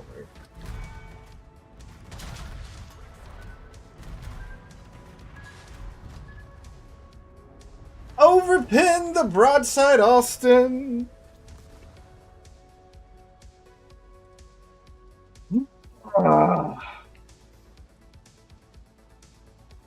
Well.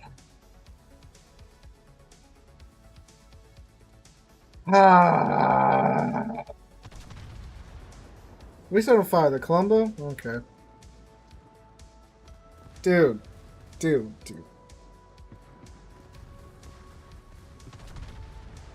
Not even weekend teams. This is a Tuesday, man. Zeroed out. Zeroed out yet again. Oh, no, sorry. They got to 1,000.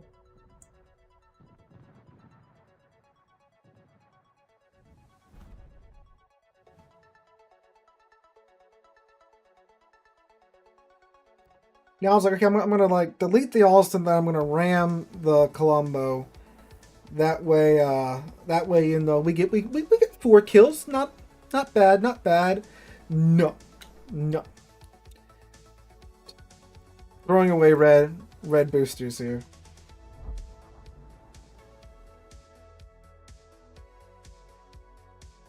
People were to be at 5 kilometers and hit the water because wargaming aiming reasons. That literally happened with the Napoli. Literally happened with the Napoli 2 matches ago.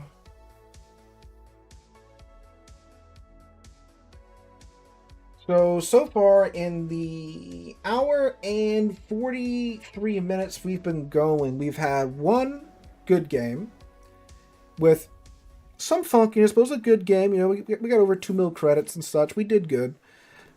We would have done a lot better if RNG didn't screw me. And every other match been a blowout.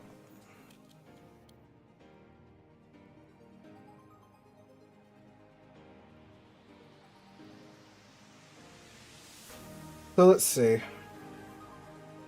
what happens now.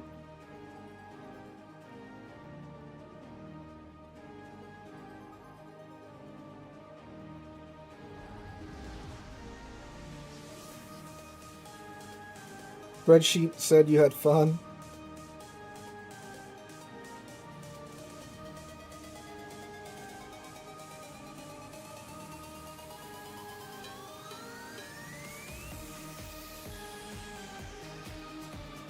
Sounds like Warships, yeah. I'm gonna let everyone else go. See her for a minute. Just let the fates do what they must before I start putting input into the game. The music just got really optimistic, though. I know.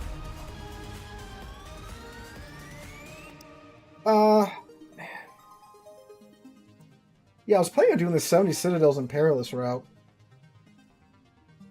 The credits, it's like, okay, Perilous route, not really that good. So we're going to take Missouri in to randos. But the red bonus is to get it done in like, you know, freaking 10 matches.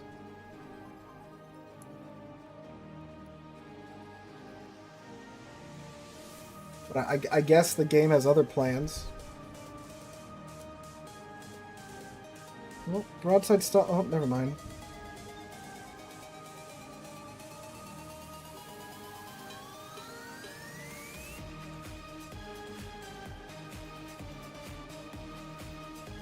I mean, I'm just doing this to get my steel, but you know, it's just frustrating that this is the way it's going. Ooh, Yang and Shimakaze ganging up on our Shima.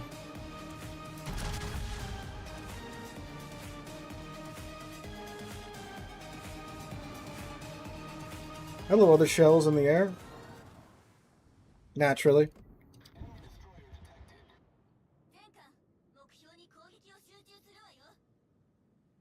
Yeah. Ranked is never. I mean, like you can get still there. Will cost you your sanity though. Ooh, that's a nice side.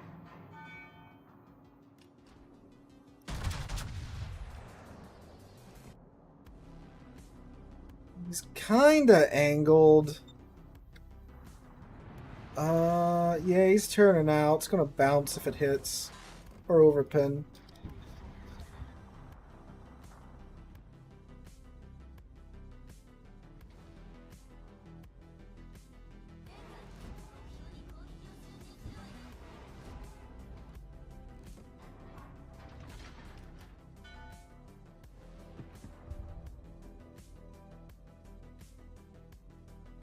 Alright, so we still have the Shimakaze and Yu Yang over here.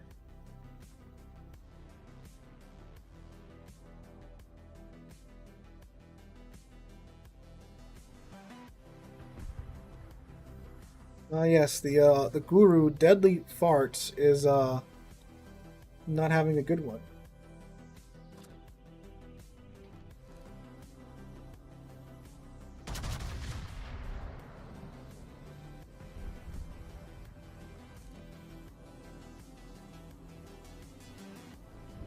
Even the Jaeger is on the sea cap.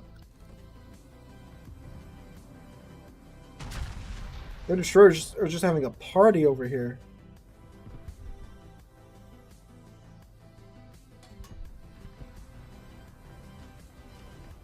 Our Chungmu got their Patri at least.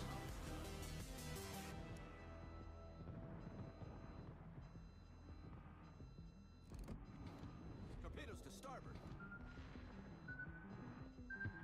Jaeger torps, I think, will be good. Mighty one on the stern. Nope, under the stern. Torpedoes to starboard.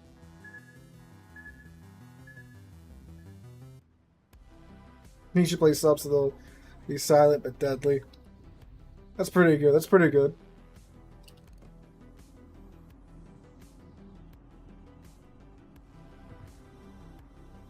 Where are you going, Stalin? Here, hold that.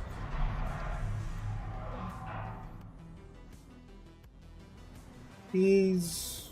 Okay, he's going backwards. Alright. Now that we've established that fact.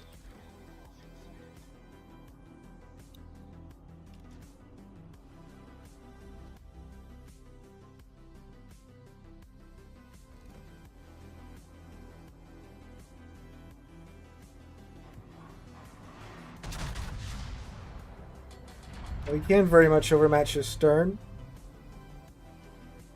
If we can hit it. Which we can. There we go, 14k. Gentlemen, can we murder the Stalingrad, please? Of a strategic target. Hello, St. Vincent Shells. How are you doing?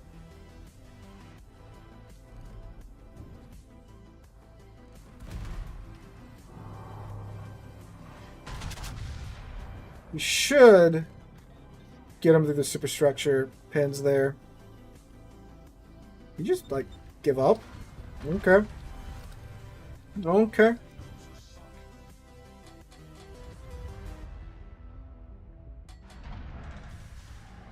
Torpedoes astern.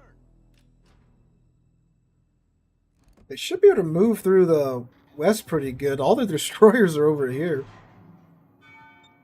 Is he going in reverse? Think so. Hi, torpedoes. How's it going? Who torpedoes are you? Ah, that's 15k? Yu Yang?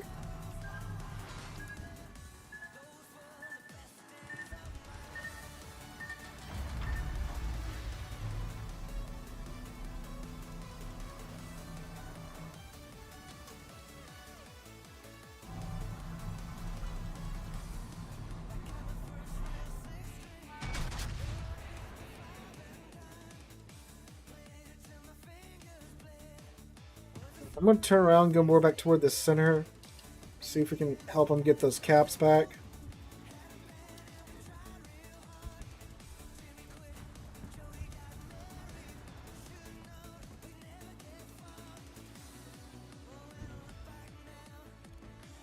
You Yang can't swap back and forth between... Not you, like... Lo Yang's the one that can do that. Okay, I was getting those two confused. My bad.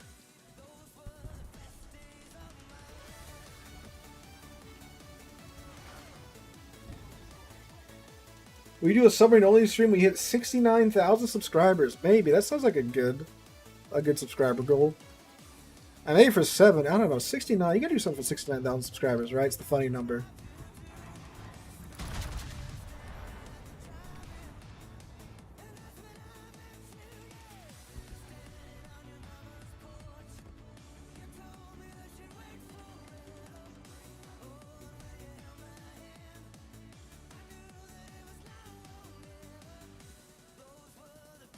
God, just 3 DDs and 1 cap is so scary. Oh, the St. Vincent is approaching.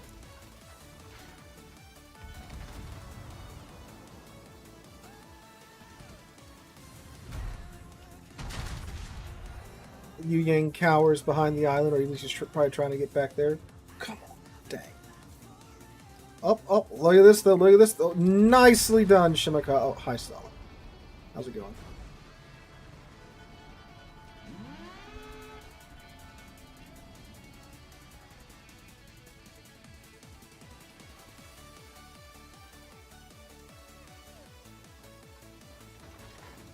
Here, I'm gonna see if I can get to where my radar pretty much covers the sea cap. We're gonna pop it.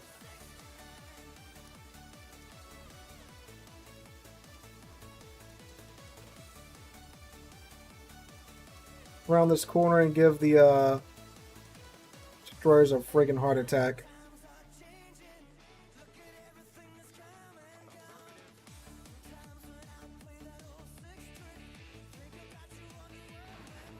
Oh, World Spawn, how's it going, man? Sorry, I didn't see your raid pop up there. How's it going? I hope you're having a better evening than I am in the game. Let's find us some destroyers. Hello, Shimakaze. Smoke won't save you here. Knocked out 2 of his tubes. Come on, Stalin, you can follow it up with a nice strike. Get him, Stalin. Murder! Murder! Nice.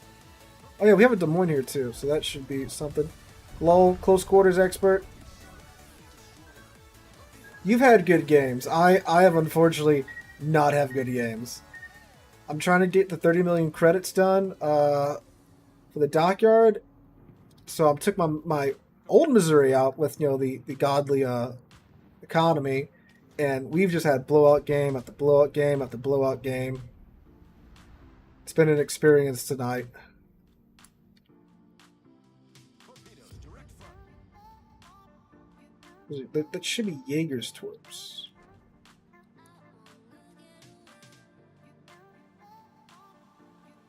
Oh, beautiful, Stalin. Beautiful, beautiful. Well, that leaves just Jaeger.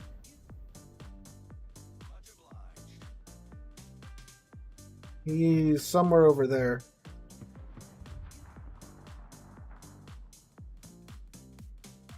Do you watch Ripper DD on YouTube? I've seen a couple of his videos. He is much better at destroyers than I am. I can say that much about him, I'm sure. No, if you're looking for good destroyer content, he is for sure the guy to go to.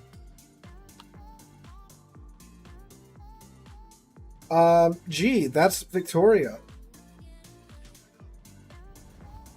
Victory is in sight. Victoria has the funny burst fire mechanic.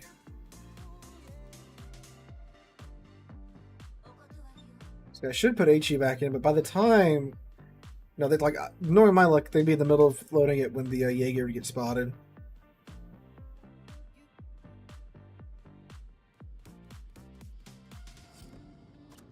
Nice job, Brest.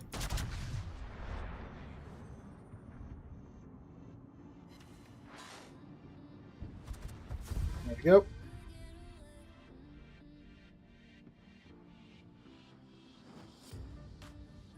Alright, that was a better game. Most of our damage was done to cruisers and destroyers, so there we go. Yeah. We didn't earn a whole lot of damage, but we were bullying destroyers around, so. Yep, third on the team. So let's see how many credits I do have to get. Don't remind me at the end of the stream to take the red boost off of my Missouri. We're at 8.7 million, almost third of the way there. Okay.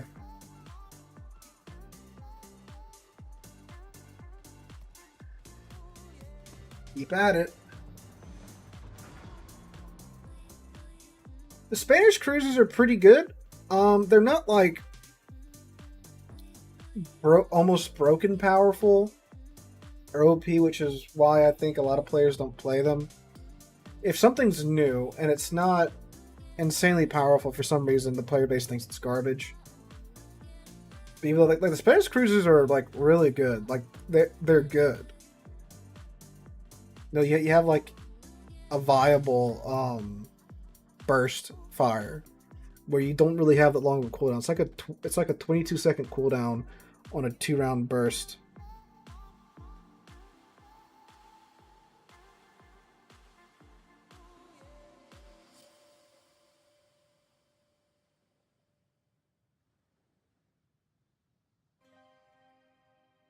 So you get someone broadside, even like a battleship broadside, you do like 13, 14k to them just in pins. And then if it's like a cruiser, something that you can, Citadel.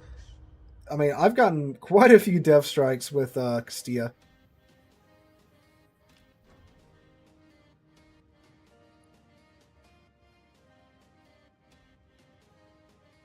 Right.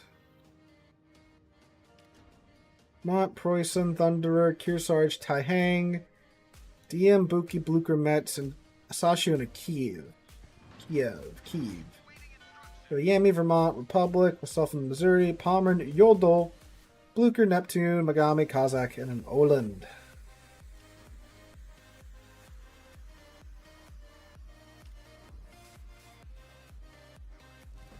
Hello, Mr. Magami. How's it going for you?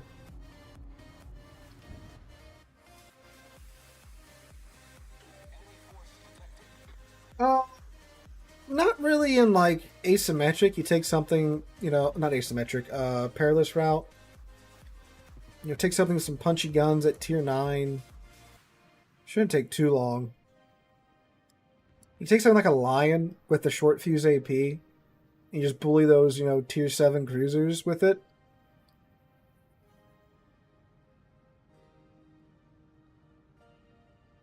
Robert talks about you a lot and some other YouTubers. I like to see his subs go up just because he has great content.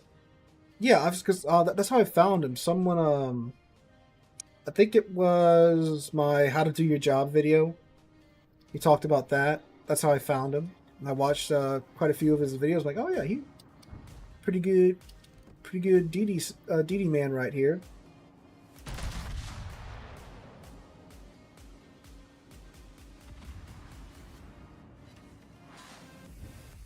A little bit more lead, that would have been beautiful. Woohoo! That's what happens when you get spotted early on. Ooh, that is a broadside Blucher. See, a lot of people finishing up the dock are getting their Blucher. Ooh, but that is a very... Ooh, ah.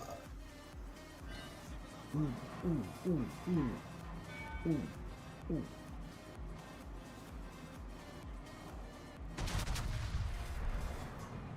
Ah, now he turns. He went perfectly straight, then he turned.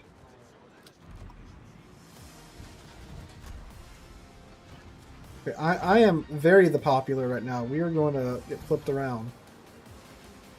And try not to be just as bad. Broadside onto a person.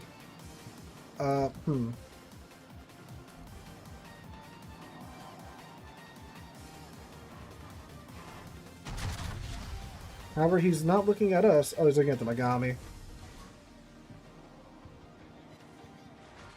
30k! Thank you, AP. That's what we should have done to that other Missouri.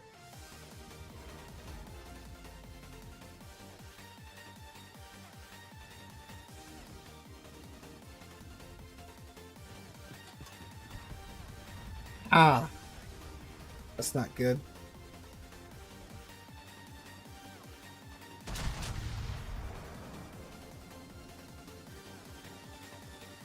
Another 30k? No, 12k that time. A lot of it went to the superstructure.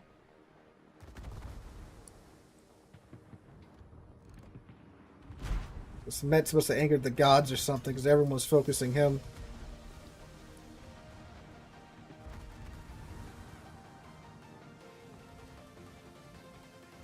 Okay. Royson's going to need those Kazakh torps. Or Cossack. See, I've heard it be pronounced Kazakh. There's this one guy that swears up and down, I should say it as Cossack. I guess it's like one's the Russian pronunciation, one's the British pronunciation, the English pronunciation. Oh, there we go. Yoink the kill there.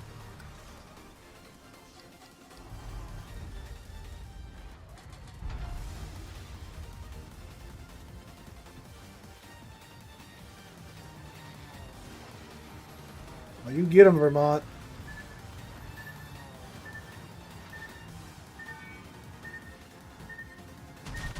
Plane kills are also worth a surprising amount of credits and XP.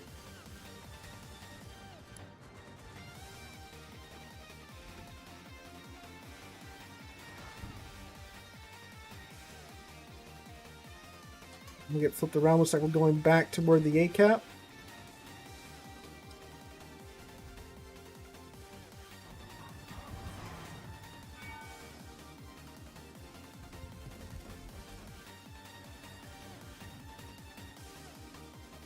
Going forward, okay.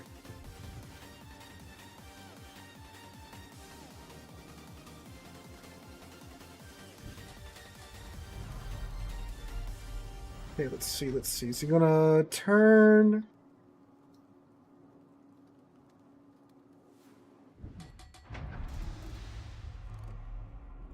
Think about the Blucher. It's got that great rudder shift.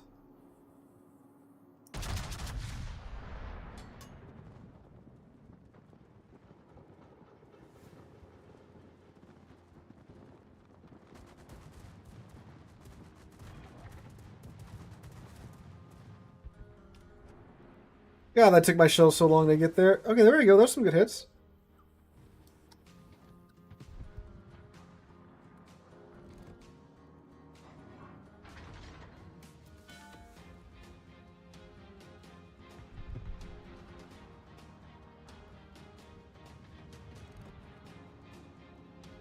There's a delicious looking Ibuki here if we can get our turrets turned.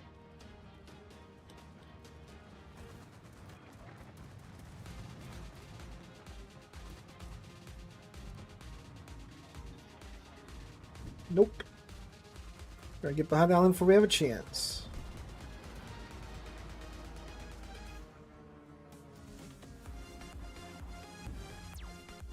Is that the Ibuki? How rude.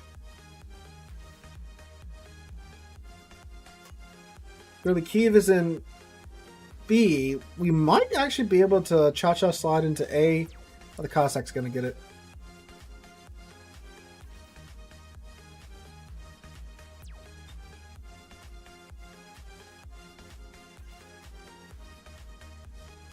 Well, we definitely need to do something over here, because they are rushing through the sea toward us right now.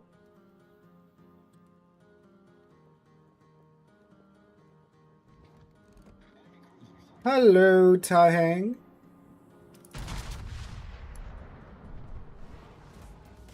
Ooh, broadsides. Oh, he's probably dead here with all that AP coming at him. No, they overlet him.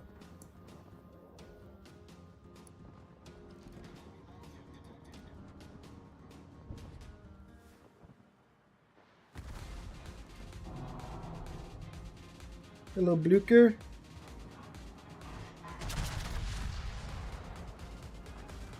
Oh, this looks so good. Ah, a little bit too far back. Goal. The Yami removed that Ibuki from the game. I'm not surprised it still didn't Citadel him just because it's a hipper hole. Hi, Kiev. How's it going, bud?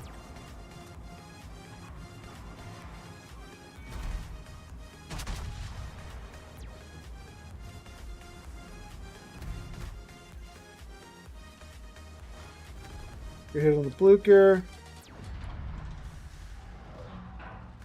Watch out for that Taihang.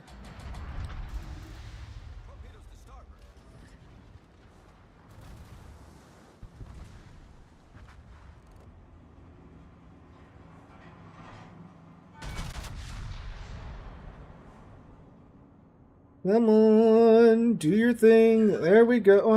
Only 3K. A little underwhelming there.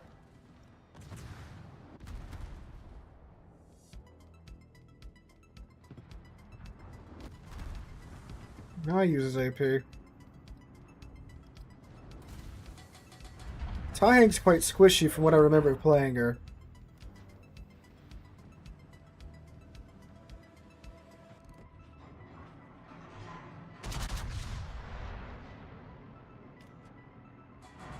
It's angled enough, though.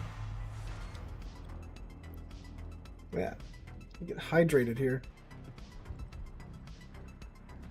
There we go.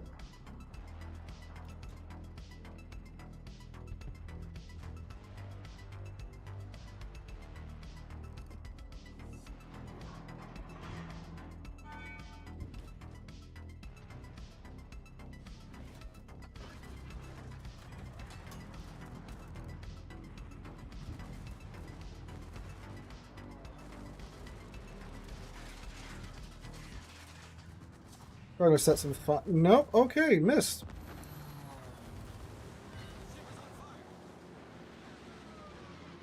Cossack should have that.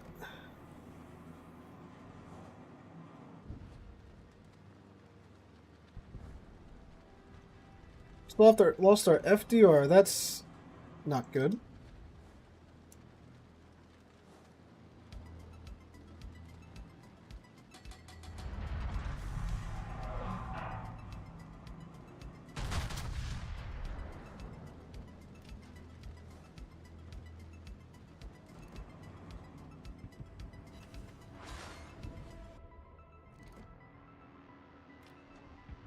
That looks so good. Alright, cool. The Cossack got the Kiev. We have a pretty nice shot at the Kearsarge here if we can make it happen. His Citadel might be around there. 14k, it's not bad.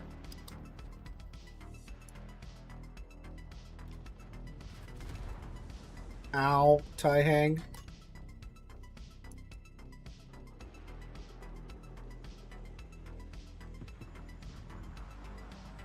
It's not the only battleship that'll crank off my hills as fast as I get them. Because of the standard hill.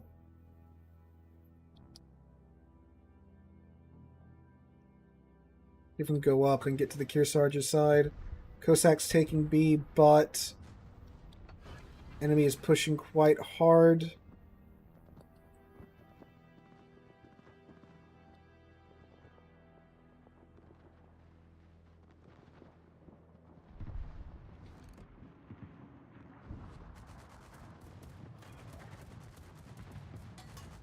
The Taihang, if you don't know, it's Chinese Slava, basically.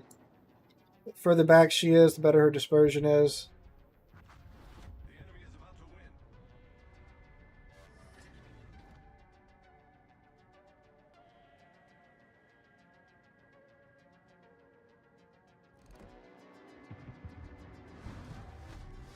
Actually, the FDR might get the...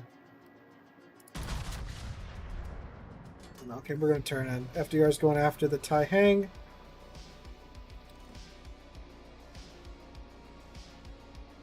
Oh.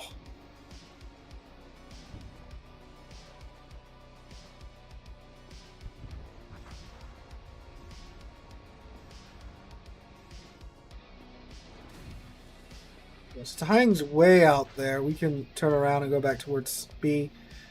Because we need to, there's a full health Thunderer and it's probably a full health Vermont walking toward the B cap. No, Tahang's it was Wargaming. Wargaming.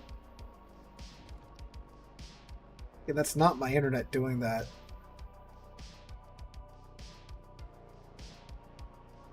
Yeah, there's very much one of those Kearsarge players that thinks he's a CV with guns and not a battleship with a flight deck. Whose deep water torpedoes are these? Torpedoes, direct front. The Asashio just go down? Ooh, the Vermont was at full HP. Hunt the CV for sits.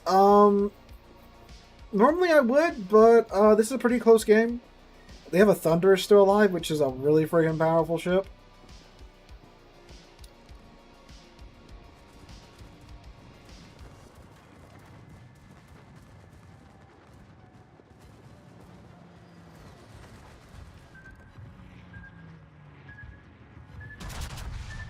Aimed a little bit lower.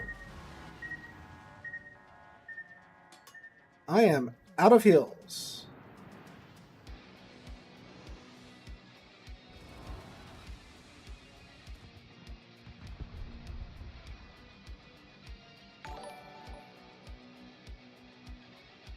Hi, Mr. Thunderer. Oh, great. Someone's pointed out that I'm here. So now the rest of them are going to try and murder me.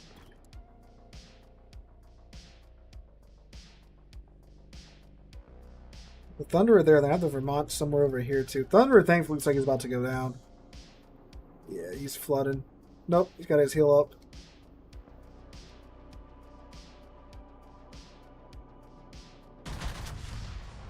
See what happens with that.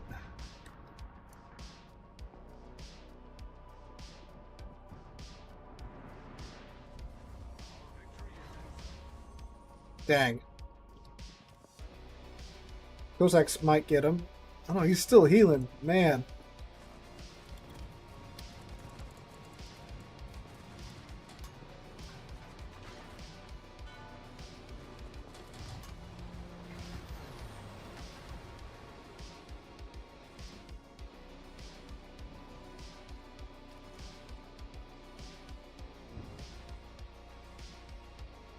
Oh, Vermont is not looking too healthy.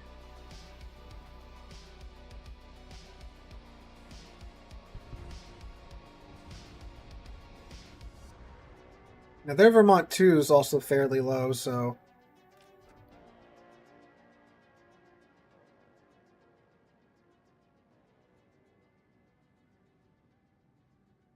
This guy just went to the bottom of the map. I think he was chasing someone down here. I think he went after the CV. I mean, clearly some manner of combat happened down here. Oh, excuse me, CDL. Boom. Vermont took out the Vermont. Tragic.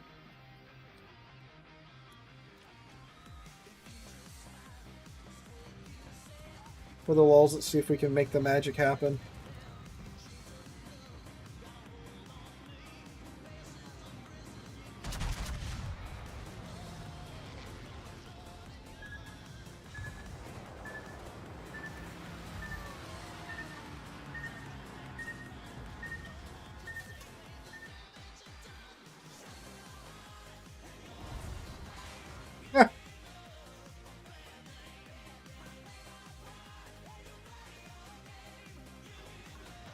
You guys see how much I had to friggin' lead that Immelman by? I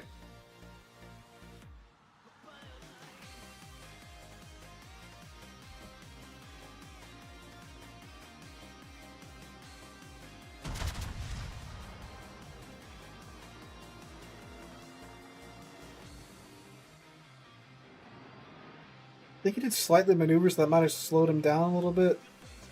Yeah, too much lead that time.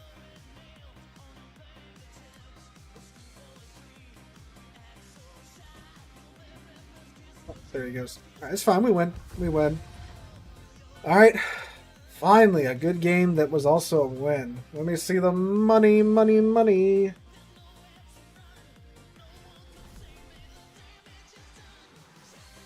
$2.4. The Missouri seems to top out at 2.4. Well, that was only with one kill. That was certainly a much more refreshing game than our previous matches. So we should just be over 10, yeah, let me give this Kazakh his compliment. He did very well. We should be a little over, what, 10 mil now? Yeah, 11 mil. Jeez.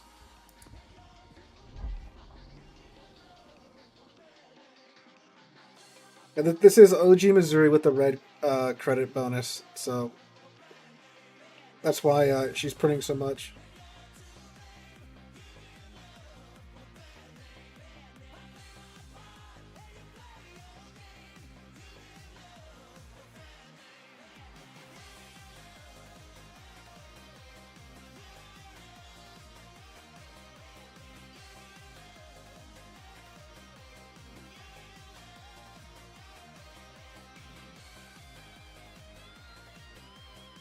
No CVs, but submarines.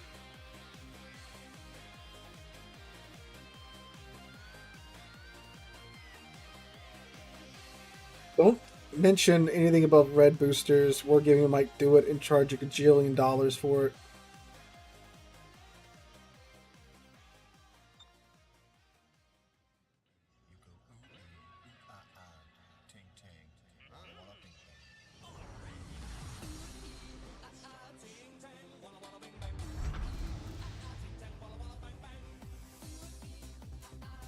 Oh. I have some news to share. Next, once this round's done.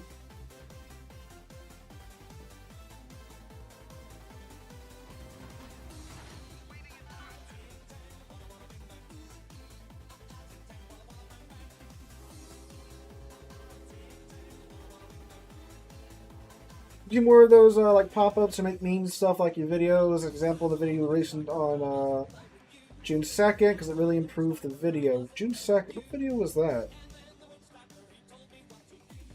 Yesterday's video? Yesterday's video was top 5 video, right? They have any memes in it. Or do you mean the Sunday video? Yeah. Like I do like making those videos. You can go back. I've got a couple of older meme compilation videos from way back in the day. Way back in the day, where it's just like memes constantly. You know, I like to add those in, and I have more time to do that in the summer because you'd be surprised how much time it does take to get like, you know, put in a meme in a video in a good way. Besides just like cropping in popping in a clip like the green screen stuff that takes time.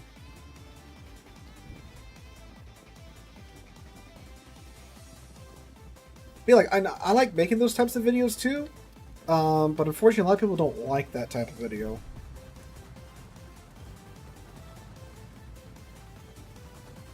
A lot of people are very stuck in their ways when it comes to this game, the content they consume around this game too.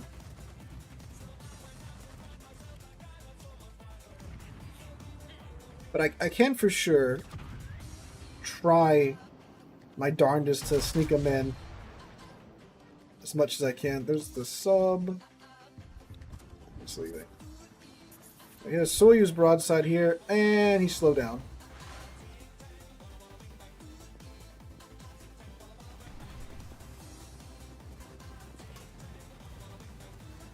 We're gonna do a little bit of a gamer turn here. Ooh. Evertop's probably gonna go broadside.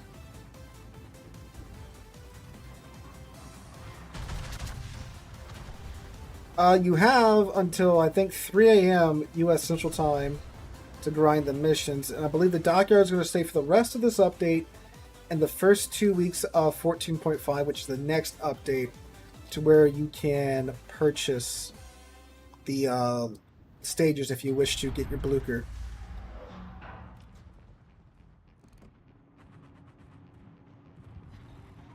Oh.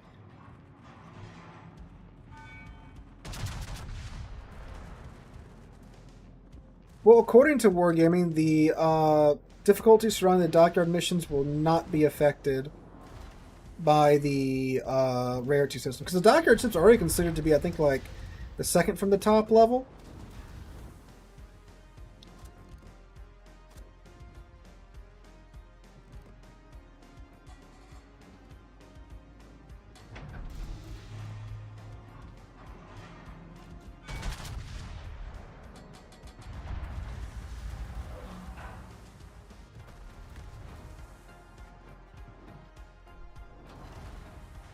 There we go. It's a nice hit on the FDG, 11k there.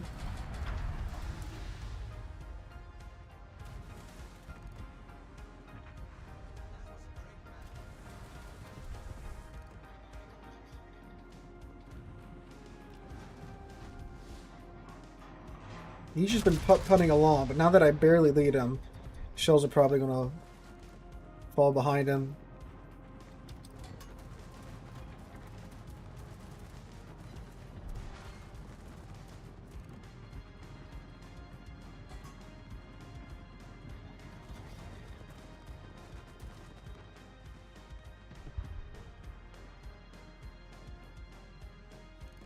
Kind of out in the open water here.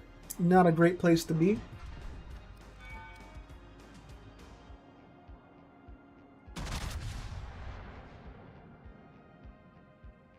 Thunderer, what's happened to you, bud? Probably a submarine. Our turret's turning back around because we're about to flip around. Especially with that submarine being over here.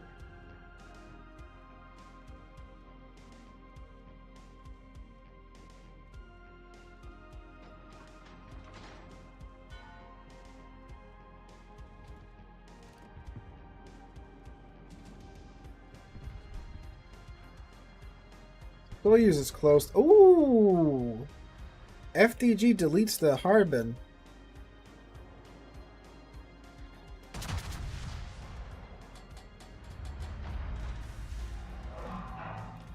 Thoughts on the state of the game these days? There's a lot of good things coming out. Like the customization that we talked about today. I like the plethora of temporary game modes that we have, you know, like Perilous Route, Asymmetrics, Unbreakable Line. There's also some stuff that I don't really agree with going on right now, like the upcoming rotational system with the premium ships and the armory and such. And like what they're doing with the Johnston, with basically re-releasing another version of the Johnston that you have to buy if you want to get Evans as a commander. I think that's really scummy. The game's still good. Still fun to play. I wouldn't be playing it if that wasn't the case. You know, Wargaming does... They've been doing a bit here over the past couple of years to try, you know, sway the meta back toward a more of a close-range meta. I mean, look at the amount of, like, mid and close-in ships we've gotten over the past couple of years. It's been quite a bit. Like with the Libertad line and such. It's still better. It's still way better than War Thunder Naval. I can tell you that. I'm playing a lot more of War Thunder Naval here recently with the Yami, Bismarck, and Iowa, and they literally just threw all the big battleships in with one update in War Thunder Naval for some reason. Kind of feels like they're going, all right, you guys have been asking for these things forever. Here they are. It's just very weird the way that they're doing it too. But they're just dumping the Iowa into the U.S. tech tree, even though like the last thing they had was the Colorado. So you go straight from the Colorado to the Iowa, no North Carolina, no South Dakota, or anything. Seems a little odd. The German, the Japanese make a little bit more sense because you're going from like, well, it does and it doesn't. Kind of annoying because like running up the Scharnhorst on the German naval tech tree. Because at the time, there's only one line of capital ships for the Germans. So, okay, go clear your Scharnhorst, and then Bismarck is it. But then they split it into battle cruisers and battleships, and they put the Scharnhorst in the battle cruiser line. So now I'm having to go back and regrind the entire German Blue Water tech tree to get to the Bismarck, which friggin' sucks. The matches in War Thunder Naval are very long. You do get decently rewarded for it in terms of credits. It's like the best mode for farming credits. But the RP is not really great. Which RP is the XP in War Thunder, if you don't know. I mean, like, you get a bunch, but like the amount of time that you spend in one of those matches, it's like 25-30 minutes. Like, I know we complain about how short matches are here on World of Warships, but we're talking about matches that are like 6 or 7 minutes long versus like, you know, 10-12 minutes long. More than Naval, they're probably lasting at least 20 minutes in most cases.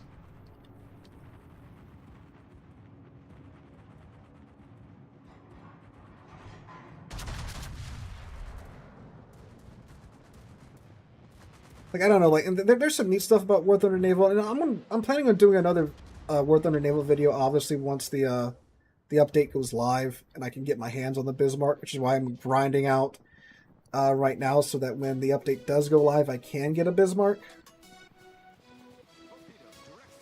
I believe it's supposed to go live, like, toward the end of June.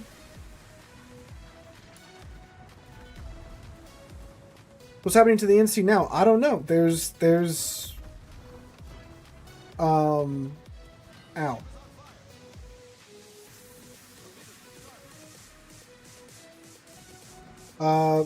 Do you just go from the North Carolina, I'm sorry, from the Colorado to the Iowa, which is a wild transition.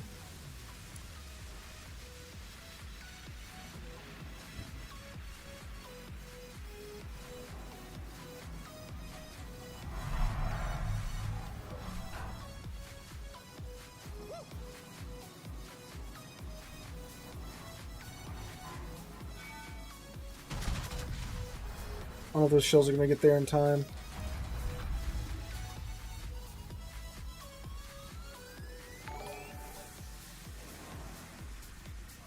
War Thunder Naval is very frustrating until you get like a magazine detonation. Then it's very, very cathartic. And then you go back to playing it for 2 hours until you can get another one on another ship.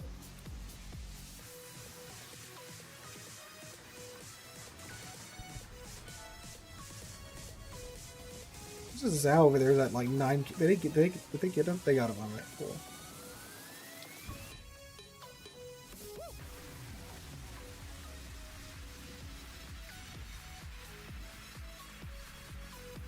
There he is.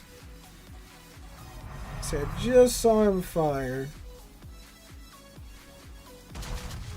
We're gonna. I don't know why. Like I'm leaning, trying to peek behind the island, like I can by just tilting my head. A little bit too high. A little bit too high.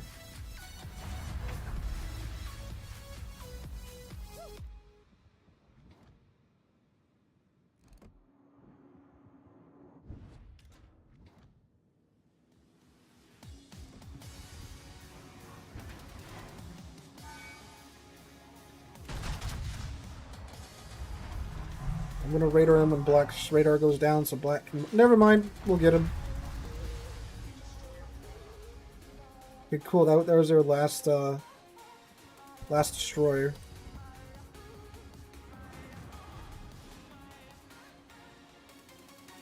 Well, that guy is very excited about getting sunk.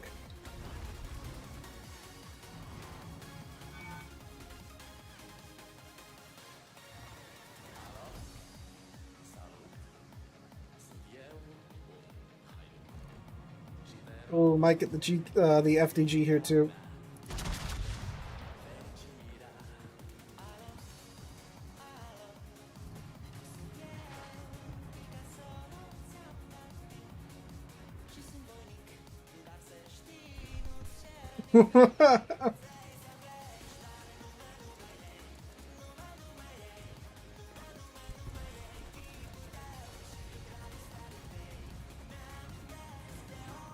Hello, Mr. Rooster.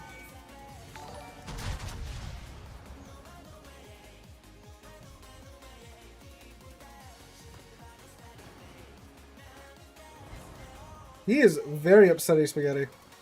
Oh shoot, GK's got my side.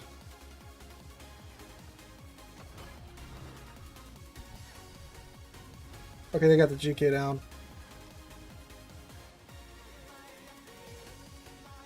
His game mechanics suck at this game. He was hugging an island, then he got blapped when he slipped out from behind the island. That's what he's upset about.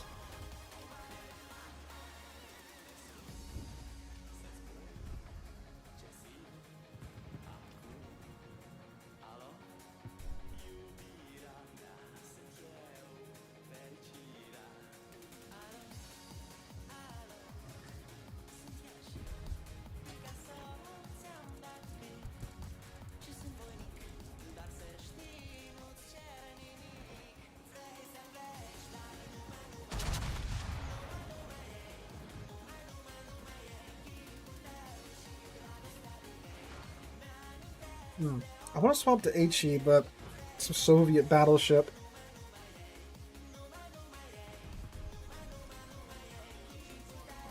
I mean, I'm not really sure what game mechanics suck that he's talking about that led to his death. He just got surrounded on an island.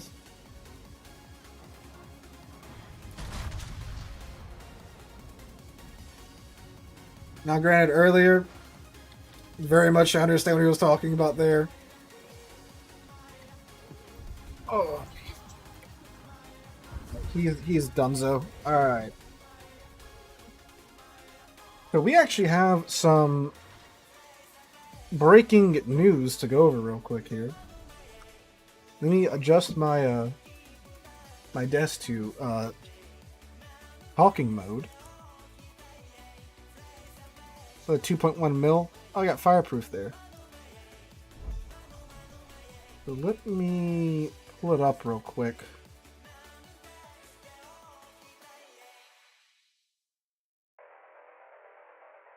Yeah, now you're like, yeah, you need to organize your desktop.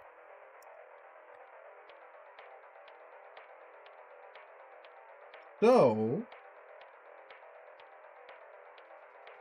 this literally just came out. Leave me alone. The Russian government has gone forth, and they fully seized the assets of Lesta. And they have declared that Katazayev, who's the current CEO, I don't know if he's current anymore, CEO of Lesta, as a terrorist. And then, oh, they've also found Kivsley as members of an extremist organization, which is, you know, terrorist, right? Oh, dang. I didn't know they got Kivsley too. I knew that Kivsley was included in some of the court documents and such. But yeah, okay. So let's go ahead and read through this real quick. See what the details are. The Moscow City Court recognized the company Lesta Games and its founder Malik Katazayev, along with Wargaming founder Victor Kivsley, as members of an extremist organization. The trial was held behind closed doors. That's the last thing we talked about. Lesta requested that it be an open trial, so basically where the media would be allowed in.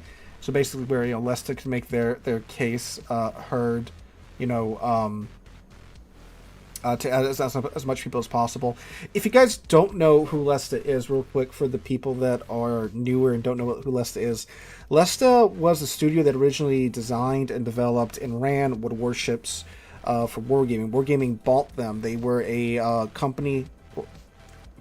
I was going to say were, but actually I think were is probably the proper tense right now. Based out of St. Petersburg. They developed a couple of other like naval-themed games, like Pacific Storm.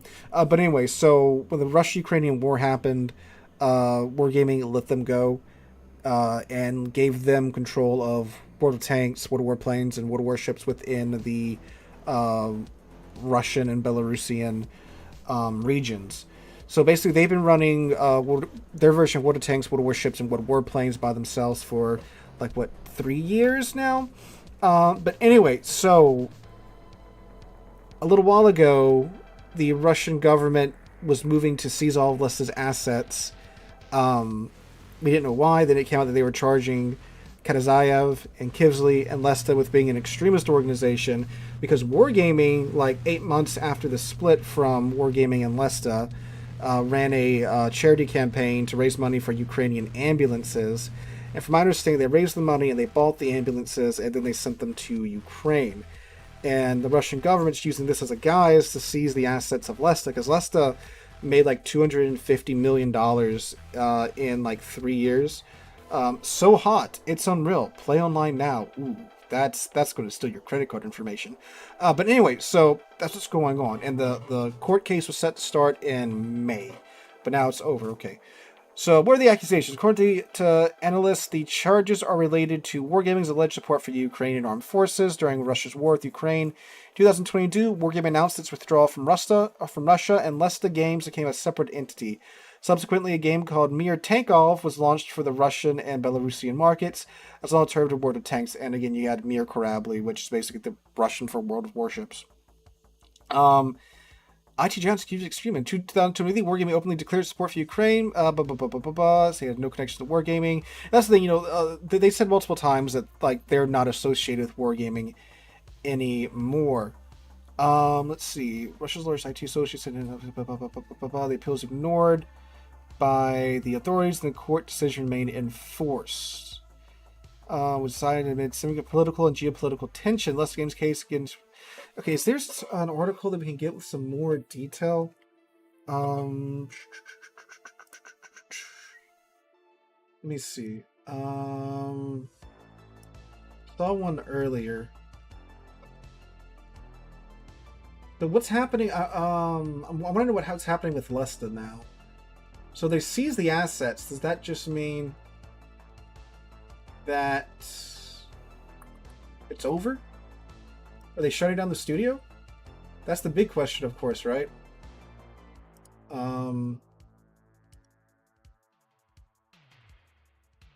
Man, the CIA is looking at all the stuff I'm looking at on my desktop and going, why is this guy bringing so many Eastern European boards right now? All right.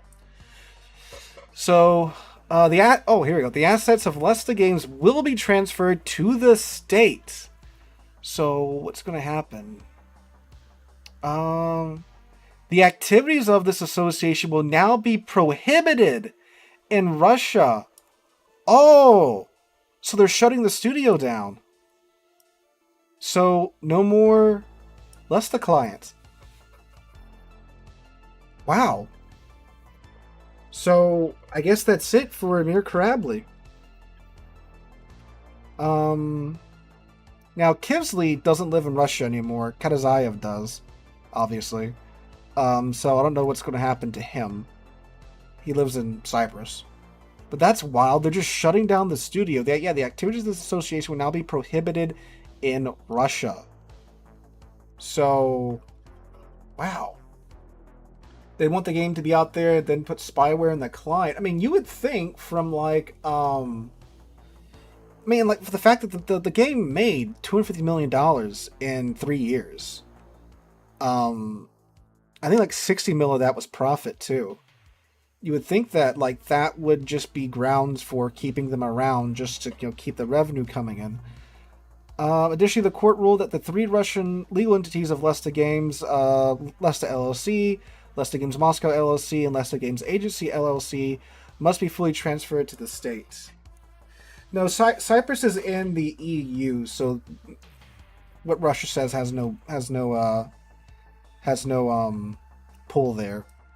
So the company can't operate in Russia anymore, and then all the assets are being transferred to the state. So I'm assuming that means the bank accounts, the computers, the servers, whatever they were renting or owned, the Russian government is going to own that now. Hold up a second. The extremist charge does not apply to Lesta Games itself. It also does not apply to the group's contractors, its clients, or gamers who played its games. Furthermore, the court's decision will not lead to a ban in Russia for the games World of Tanks, World of Warships, and Tanks Blitz. So, does that mean like the Blitz version? Because I know the mobile version of like World of Warships and World of Tanks was developed by a separate company, and they just were licensing the IP. So, I guess that's what that means. Like the mobile versions can still stay, but the desktop versions aren't going to be allowed. Lesta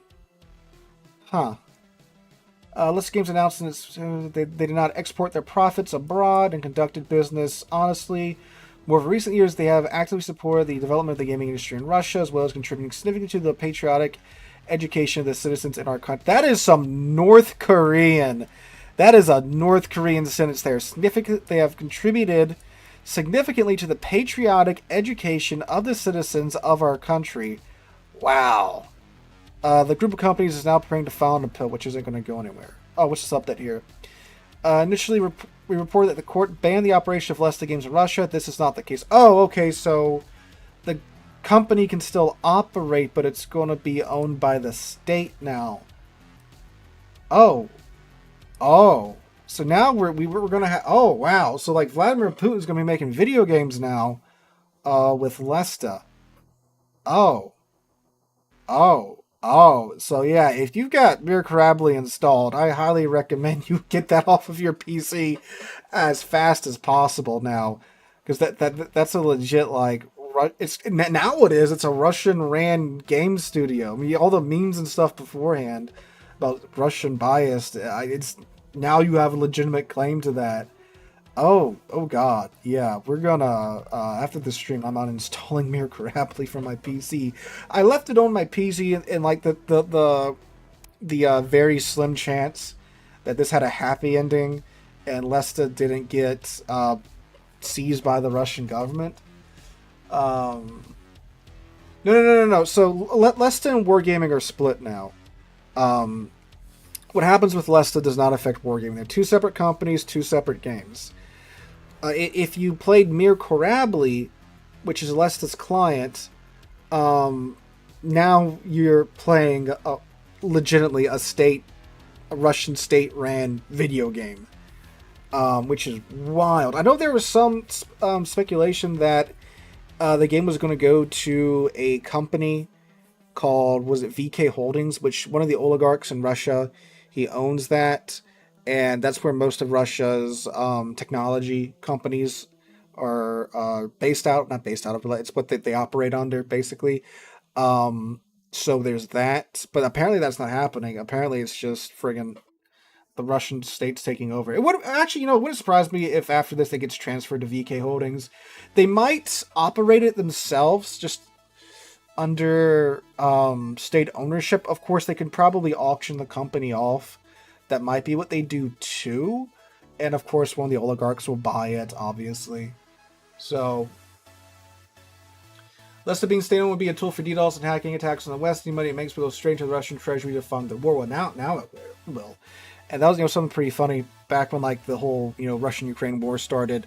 People were like, "Oh, you're playing World of Warships. It's a Russian game," and yada yada yada. It's like, well, not really, but now like Mir Karabli is. So dang. Okay, so like Russia owns Lesta now, and Mir Karabli's a legit Russian government game at this moment. Said they're planning on filing an appeal, but that's not gonna go anywhere. I mean, that's just gonna get rejected, just like the request to hold an open court. No. Not this does not affect World of Warships. To be crystal clear here, this does not affect World of Warships at all. World of Warships is a separate game ran by Wargaming. It's a completely separate company.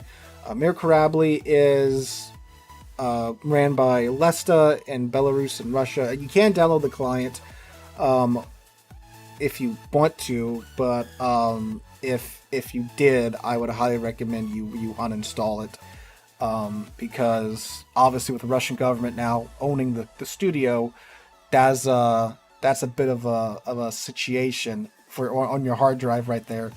But yeah, I don't know what they're gonna do with Kivsley. They don't say what they're gonna do with Katazaev, because he's the CEO of Lesta, and owner of Lesta. I don't know what they're gonna do with him. Traditionally in Russia, when you get charged with being a terrorist, it doesn't really go over so well.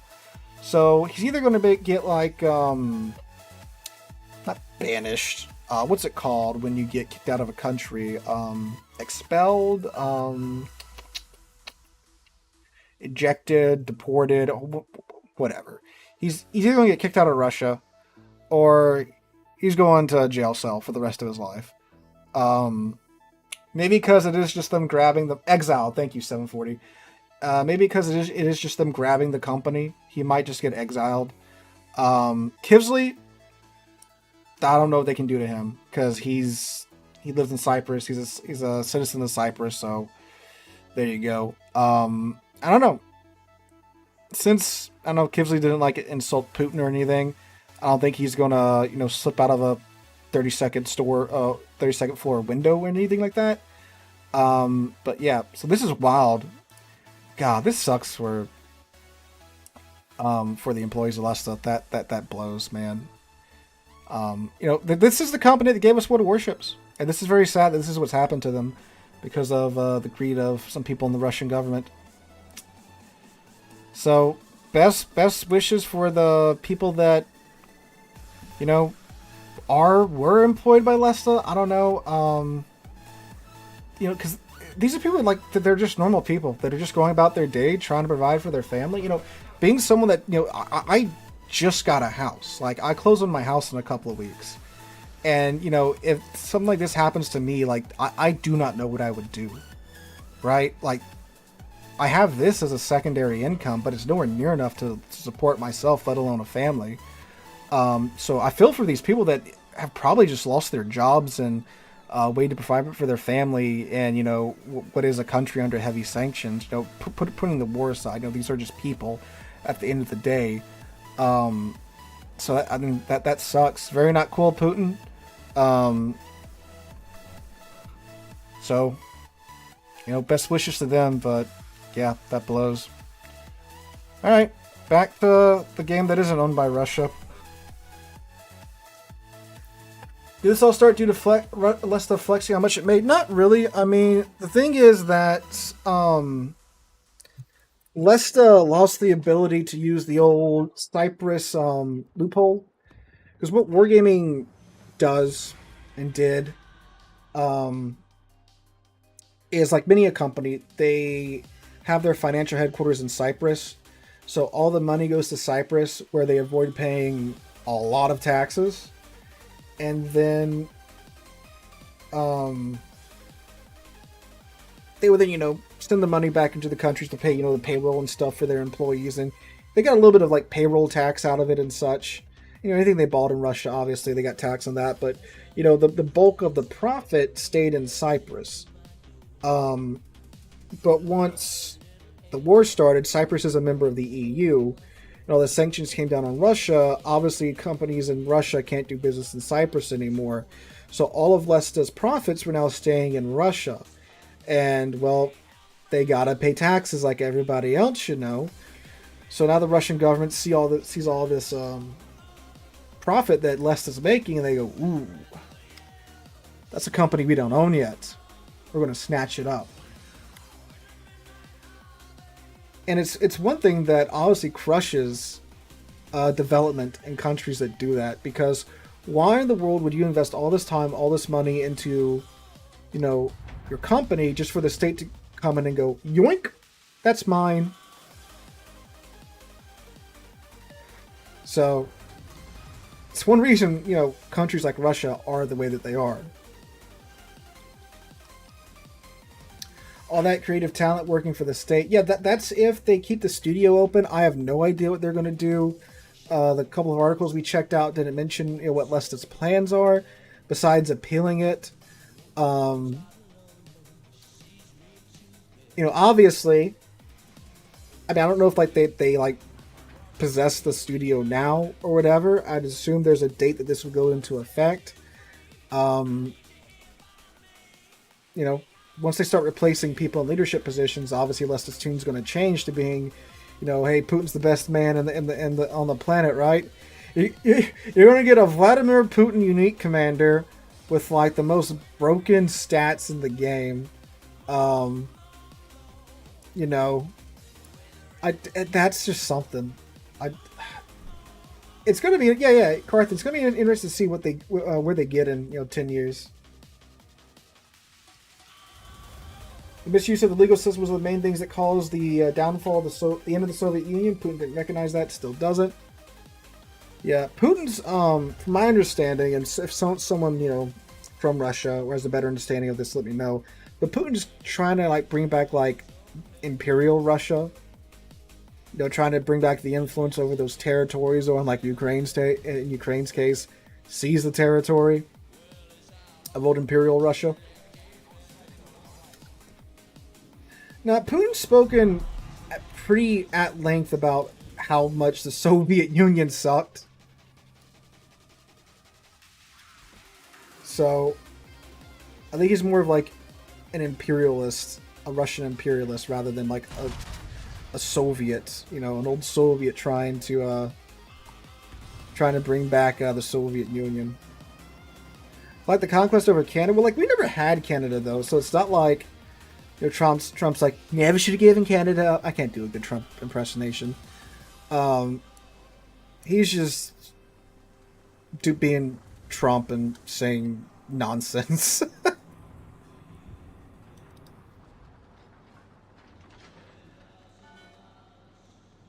Yeah, well, that's also been his shtick with Ukraine too, right? He's like, these people are Russian-speaking people. You know, they should be part of Russia. To what Great ID said, I think Putin wants to form Austro-Hungarian Empire land. He mainly wants the Russian-speaking areas. Yeah, because that has been one of his big arguments when talking about Ukraine.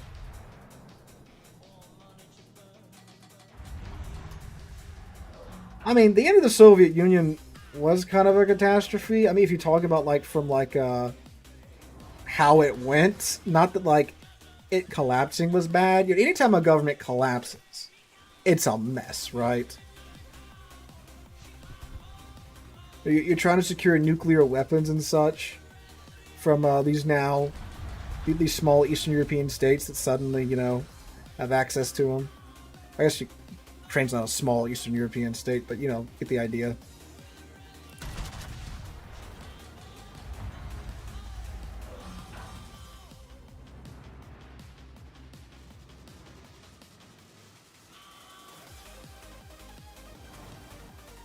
Well, the good thing about Trump or any American president, regardless of what side of political aisle they're on, the courts here are not afraid and often do very much tell them no.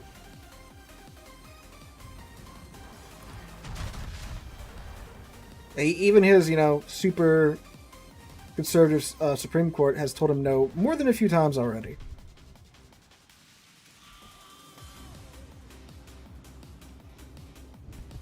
Alright, there goes the Lazo.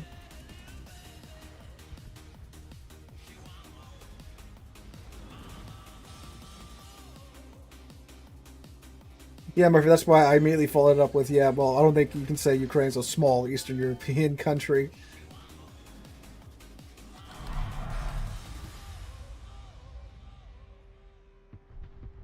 All stations requesting fire on the designated target. Well, the good thing about, again, Trump or any American president is that we at least have term limits. How long has Putin been president for? Like, since, what, 2003? So he's been president of Russia for, like, 22 years?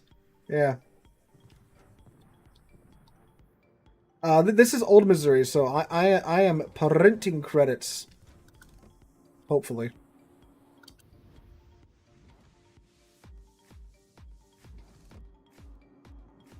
Jean Bar, Colorado. Oh, that was a Colorado.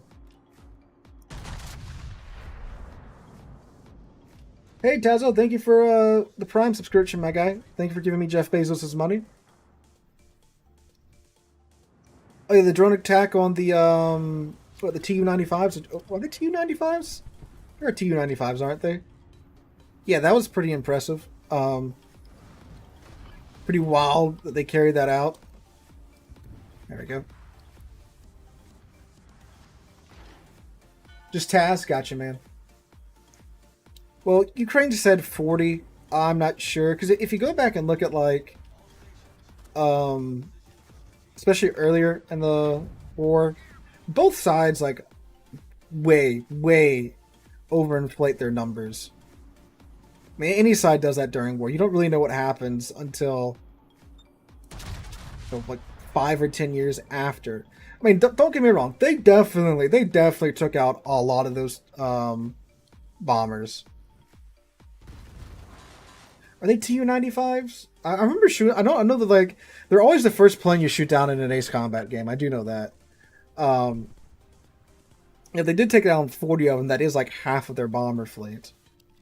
Which I don't put it past Russia for having, you know, their entire bomber fleet in one airbase.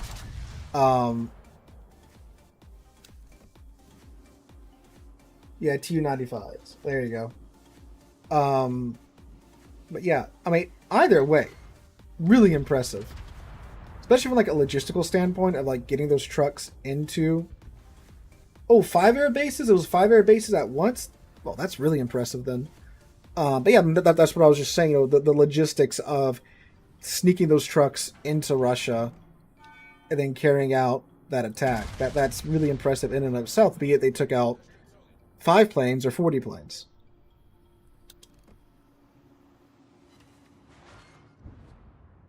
Now, obviously, those bombers are, if they weren't flat out destroyed, they're gonna be knocked out for God knows how long while they're repaired or whatnot. Torpedoes to port. T-95s? Ah, there we go.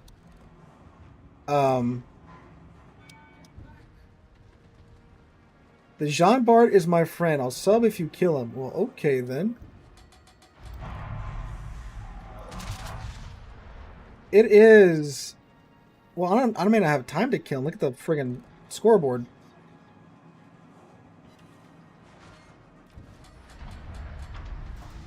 Oh, your friend's gonna have to wait. There's a submarine in front of me.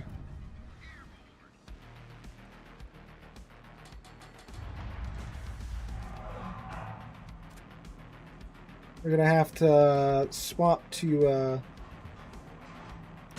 HE here and burn down Mr. Jean Bar.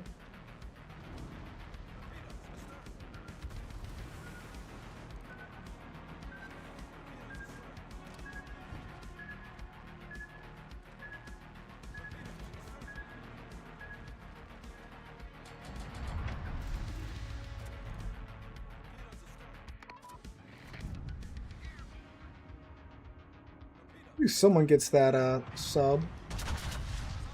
We're on fire yet again. Oh, yep, we did hit the sub. Hello, island.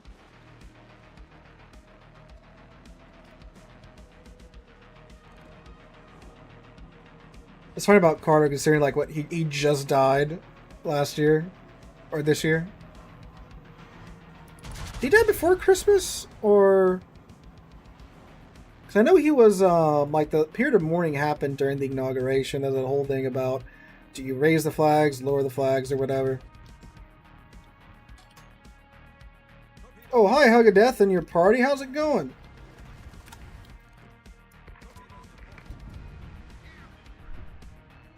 First cold ship be like speed shooting torpedoes. Ooh. If you like torpedoes, the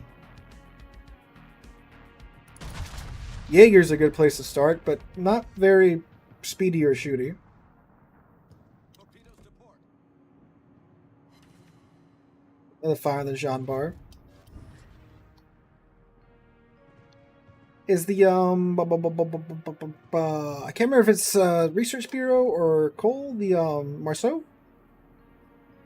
That's definitely got the speedy and the shooty down, and you have torpedoes that you can use if you need to torp rush something. 2 fires on the Jean Bar. There's a permanent.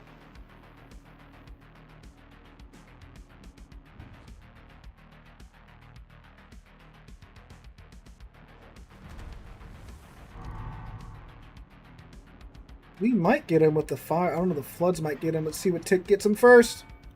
Hey, we got him, Caleb.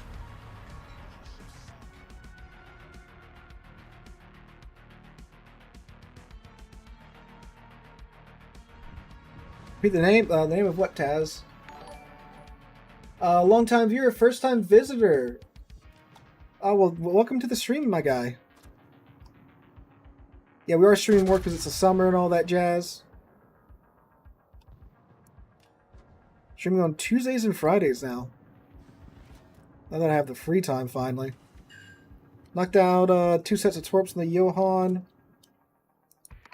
I was subbed already anyway. Yeah, I thought I saw your name pop up earlier. I was like, I appreciate the confidence in which you think, you know, I have the ability to murder your friend that fast.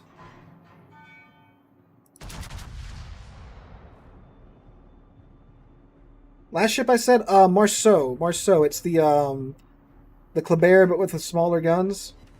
Black. I mean, like the torpedoes are slow, but like definitely has the gunpowder. You have the radar. but it's more of like a knife fighter. So if you like running and gunning, like Marceau would be better. Well, so he's looking for a coal ship in particular, so we're trying to help him out there.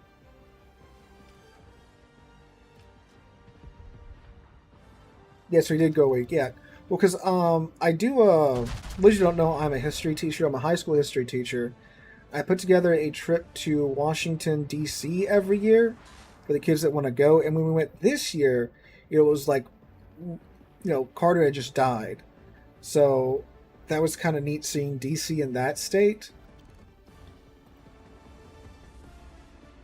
One Colorado. I'm trying to talk and I'm trying to light up a shot on this Colorado. Ooh, this should be good if I don't hit his belt. Yeah, there goes 17k. Golly, overmatch is one hell of a drug. High skill ceiling, I have one. I'm useless in it.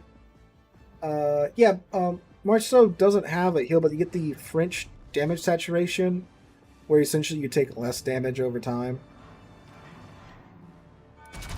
Yeah, I know. That's like all the RNG that I was missing for the first half of this stream. Coming back to help me out here.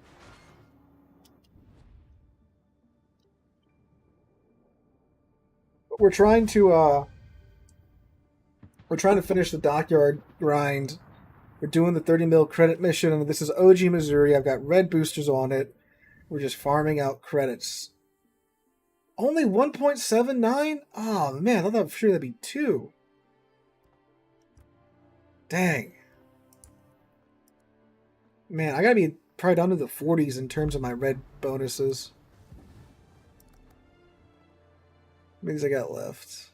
55. Okay. Whew. God, we're gonna be down in the 30s. 30s. And by the time we get done with this, Woodbill, thank you for the sub, my guy.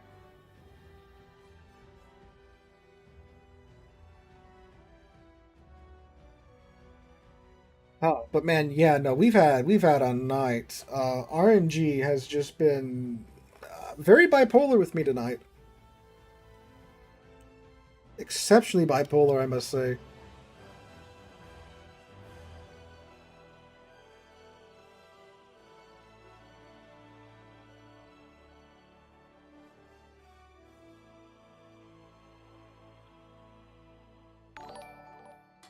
Oh, is it the bot thing now that's just going on? Bots are pushing forward now. I think the bots invading Super Earth would be cool in Helldivers. Oh, Lee, thank you for the sub gifts, man. Alright. That's true. The Trump, good guns, decent torpedoes, and you get the planes. That's true. I forgot about the Trump. Yeah, the Trump's planes, they're the ones where it's like friggin' there's someone under the ship holding a magnet up, just sucking the bombs down.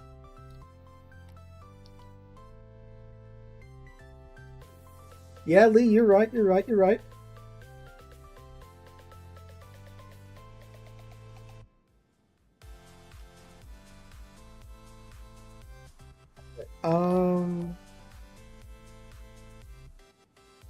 This should go wide. Main, Shikishima, Libertar, GK, Janan, Azuma, Vyazma, Koen, Shimakaze, Harugamo, Marceau, and a Balau.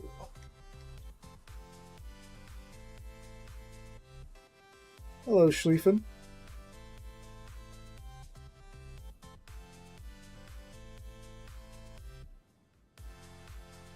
Okay. So what destroyers? Shimakaze, Harugamo, and Marceau. Hey, speak of the devil. So he's going to have to bail through that cap, like right here, and we're going to be waiting for him with some HE.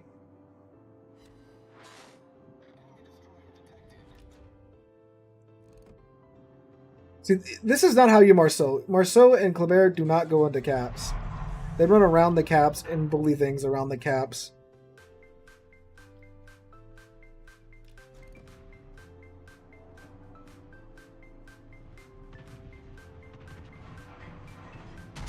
Fletchers are much better at cap contesting than the Marceau and the Glabers.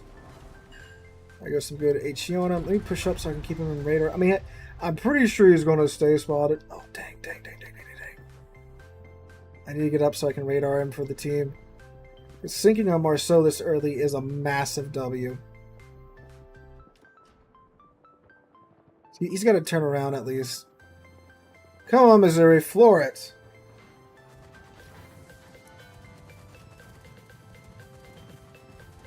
Alright, we're going to hope this is close enough. Yes! Yes. Get him, boys!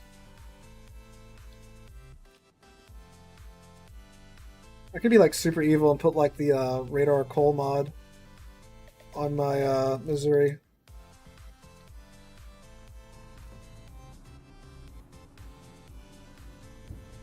Is he coming this way now?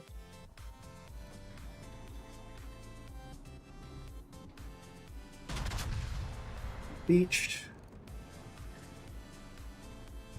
Very good, very good. Massive W getting a Marceau out that early.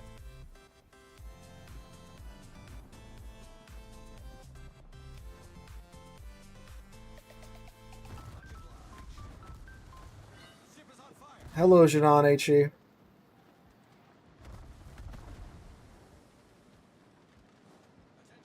Reporting the target position.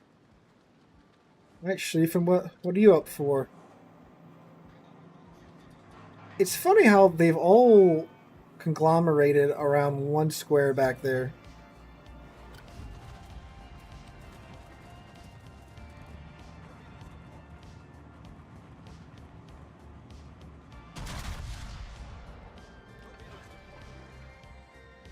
Ooh, okay, I'm not down for that, Schlieffen. Sorry. Good hit on the GK, 26k.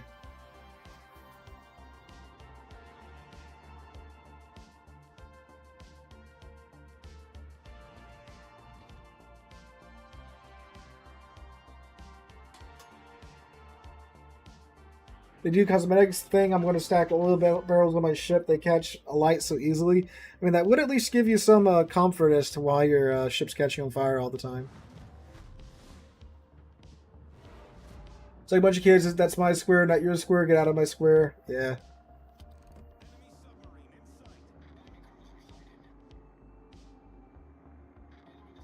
I mean, giving you like some of the angles you got to get to, depending upon, like, you know, ships always go to this, you know, certain points in the map just because they're popular with that class. So if you're trying to shoot them and they're in one of those popular points, of course you're going to naturally kind of drift towards those parts of the map. That might have been what happened there.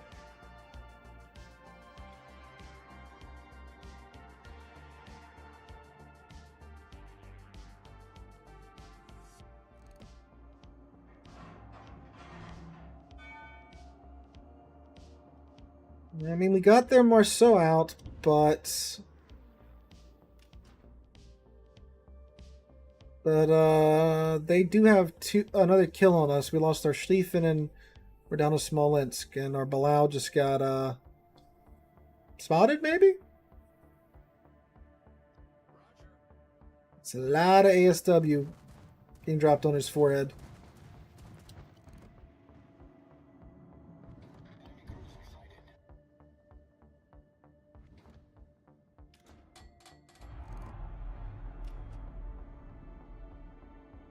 I'm gonna wait till that GK turns for those torps. Let's see. Actually, this is pretty attractive right here. Nice turn again. We're gonna get in a kiting position because I do not want to push into a Libertad. There's a oh no, he's turning back out. That's right. Their sub isn't over here. He transited to the other side of the map.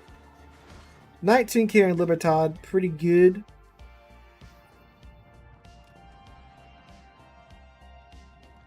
Ooh, got some AP in return. How, of course. 25k to the superstructure.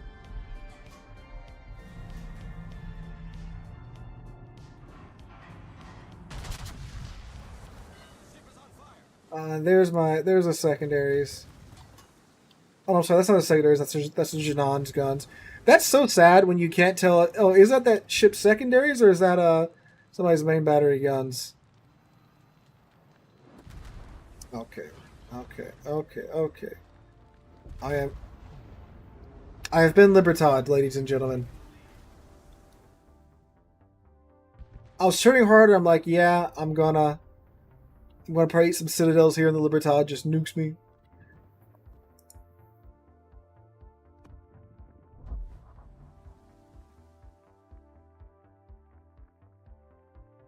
Yeah, that was pretty rough.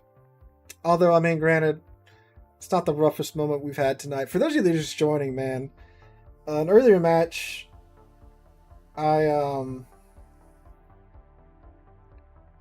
was like brawling with another Missouri, like a kilometer away from them, right? Blast the guy in his broadside. Overpins on his belt armor from 2 kilometers away. Same game later on that match. Shot Napoli 3 kilometers away in his belt armor. Got 2 pins. No citadels, just 2 pins. So too much pin to, get citadels in Missouri from 2 kilometers away, from a kilometer away. Okay. But not enough pin to get through Napoli's belt armor. Ah.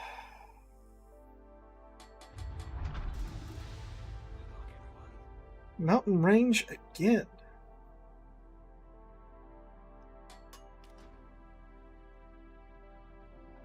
Yes, I am a teacher. I teach high school. I don't know. Well, I will be teaching seniors again next year. I'm not sure about the rest of my schedule just yet. So there's that.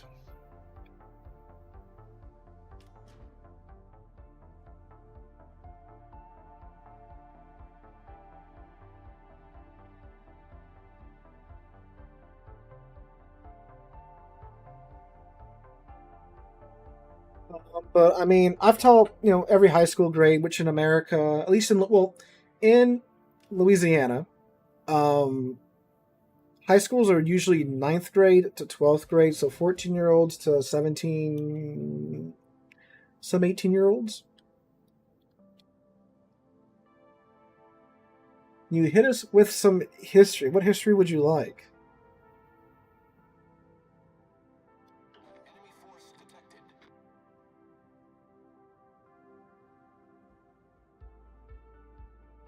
Louisiana, Taz. I am from Louisiana.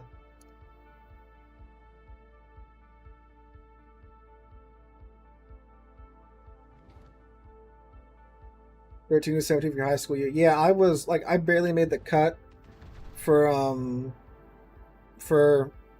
my grade because of where my birthday fell. So I was always one of the younger ones in my class.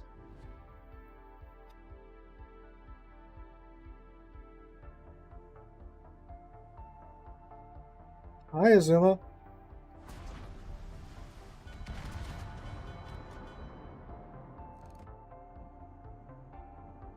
There's an iron and a key over here. Oh, there's only one destroyer.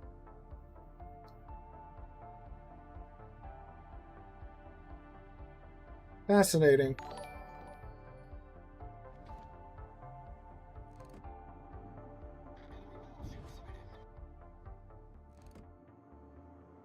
Hinder the Dragon.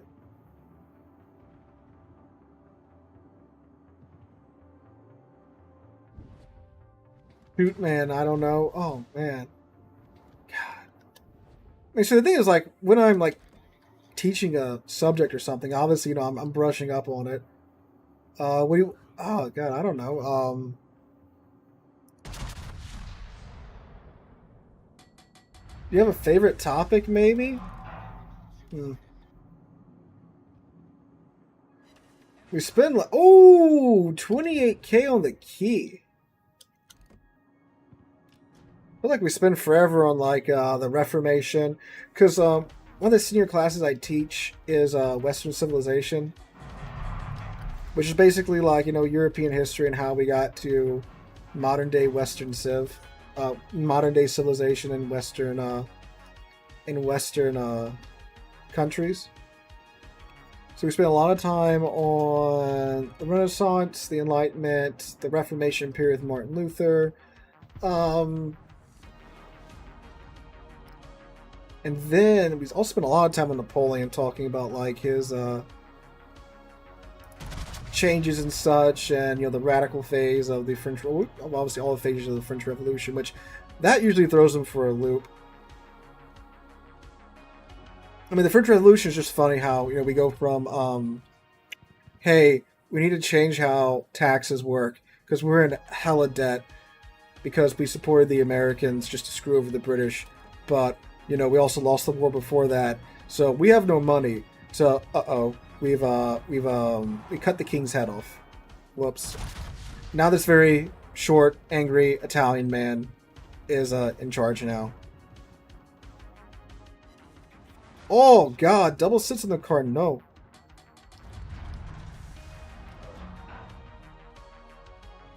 We don't really talk about U.S. Civil War because it's mostly European history. The end of the Roman Empire. So here's the thing: the world history that we teach goes from the Renaissance forward. So I haven't really taught like ancient world history. But I would say probably when the capital got moved out of Rome. I mean, is it really Rome if the capital is no longer Rome, right? So was that the Byzantine Empire? Like, got moved to Constantinople? Of course, I know it's not, but it's just funny. Like, it was an island. It looks Italian, right? Yeah, I've seen War of Rights before. Game looks pretty fun. Roman Empire, Holy Roman Empire. We do talk about the Holy Roman Empire, which wasn't holy nor Roman nor an empire, so there's that. Like a loose coalition of Germanic states. Germanic city-states, I should say.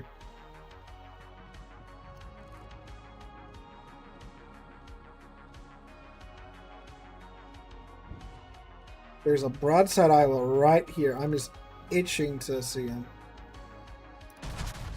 We're gonna rip in his bow and such, but hey, damage is damage. We're actually going to Citadel him. Okay, he must have just nicked the edge of his Citadel there.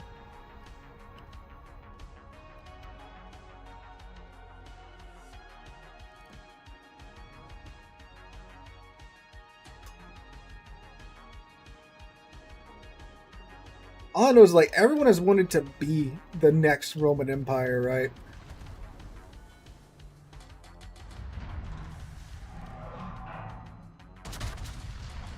They want to conquer everything, claim heritage to the Roman Empire and all that jazz.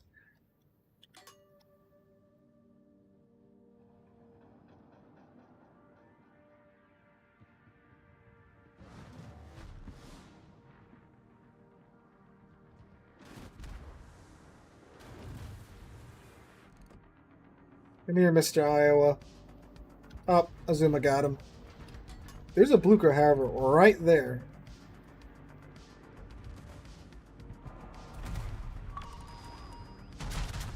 Bruh, why you got a third party this submarine? I have no idea where he's at, by the way. I just dropped that somewhere. Oh, he's on the surface. Look at this boy.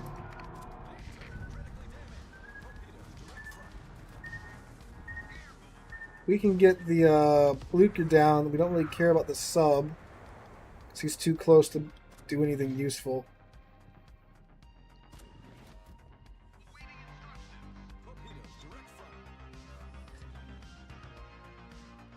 Oh yeah, talking about the Habsburgs and their wild runaway incest is always a fun topic. We look at who is it, the Philip III or whoever that's just mega inbred.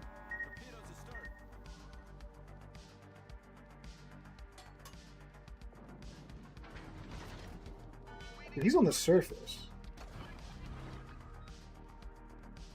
Not close enough, damn. High key.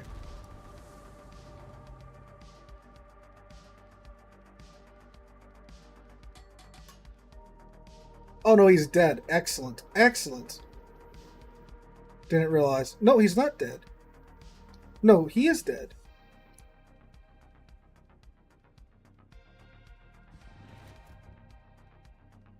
No, he's not. Okay, my bad. That's our submarine corpse that I see on the mini map.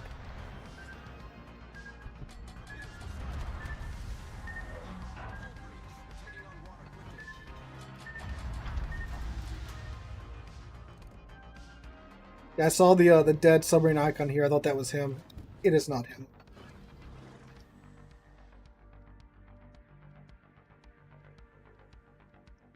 Any Greek history? No. Again, we go from Renaissance forward. We don't get into the any of like the. Oh, there's somebody. There's two sub. They're both over here. This is terrible. Yeah, Yu Yang is running that guy down. Oh, of course, when I peek away to deal with something else.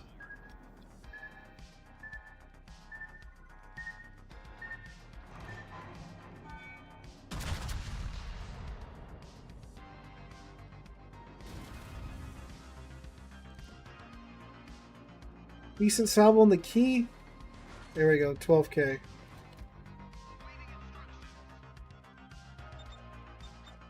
What sucks is like you can't really like stop or anything with a submarine because if you turn, they're gonna shove a bunch of torps into your side. You slow down and stop, they're gonna shove a bunch of torps into your bow. Like you try to just back up, you're kind of forced to push them, which of course leads to you usually overextending.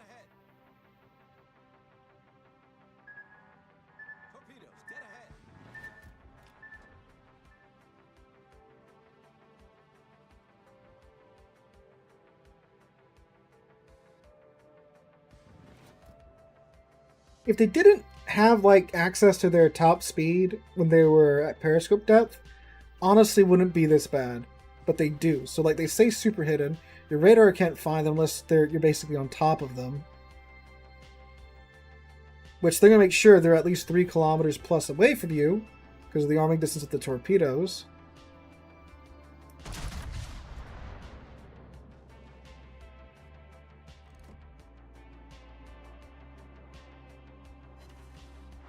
And then you're just spotted forever.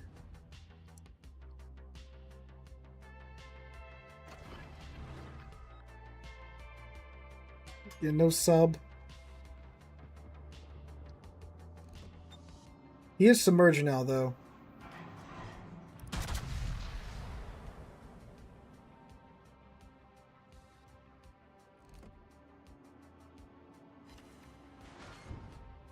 Well, submerged or outside of spotting range for me, at least.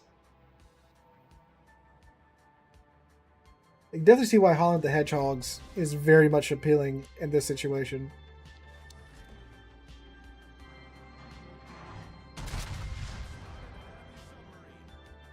There he is. Look at you. You had to come up for air. God, that's so annoying. See, he's on the surface. No, well, he's probably back at periscope depth. He came up for a little charge.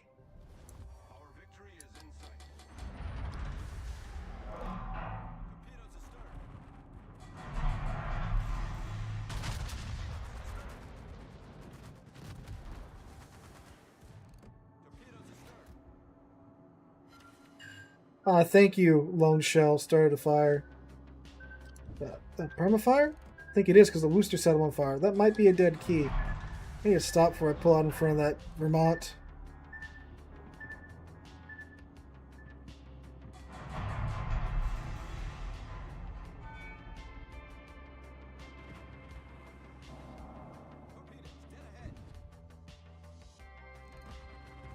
Cool.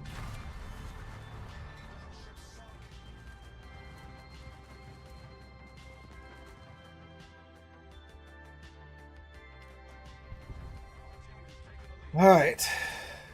Well, there we go. Just subs and destroyers left alive.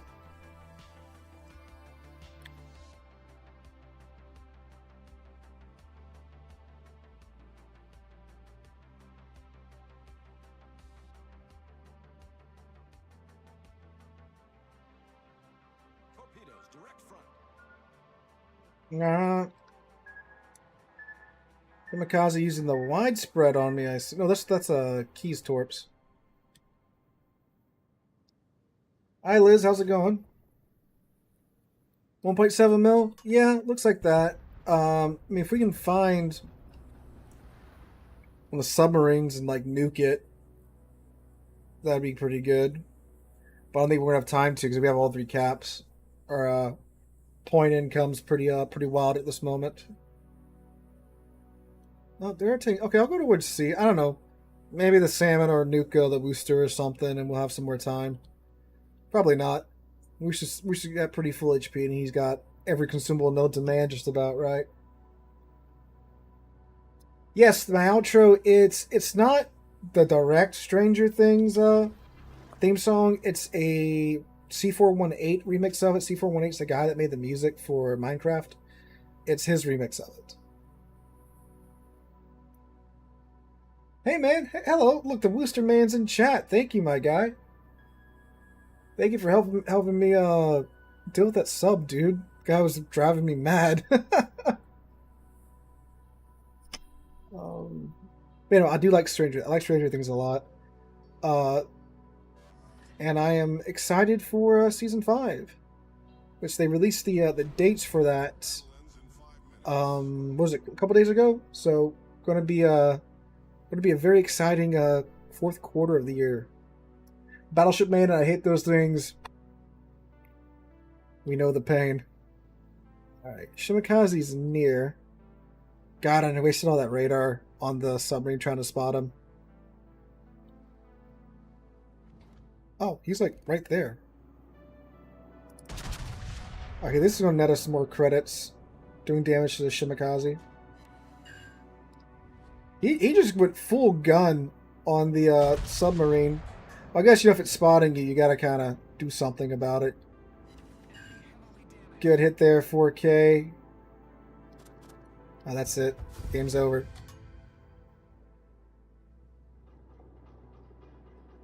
My take on How to Train Your Dragon movie coming out this June. It looks pretty good. Hey, 2.2 mil. Yeah, that bit of damage to the Shimikaze bumped it up. 1800 base XP. Dang. See how much heavy lifting that. Look at this. Oh, the modifiers. The modifiers are crazy. Dang. That is wild. My God.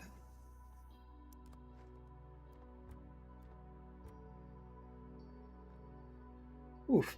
All right, guys, that's just over 8 o'clock. Started a little bit early because, you know, we're going through the credit grind for the dockyard, but it is after 8. Great stream tonight, great audience. Thank you guys for coming out for it. We'll be live, same place, same time on Friday. We'll probably be checking out. I think some new stuff's coming to the Armory tomorrow. We'll be checking that out on Friday, so make sure you come back for that. If you're new here, make sure you follow the Twitch channel, subscribe to the YouTube channel as well. Subscribe on Twitch if you feel oh so generous. I upload Warships videos every single day of the week with a bonus video on Sunday for something random, either an IRL thing or another game. So make sure you guys check that out. But anyway, guys, thank you guys so much for coming out. It was a great stream. I hope to see you guys here again on Friday, and I hope you guys have a wonderful week. So, see you guys later.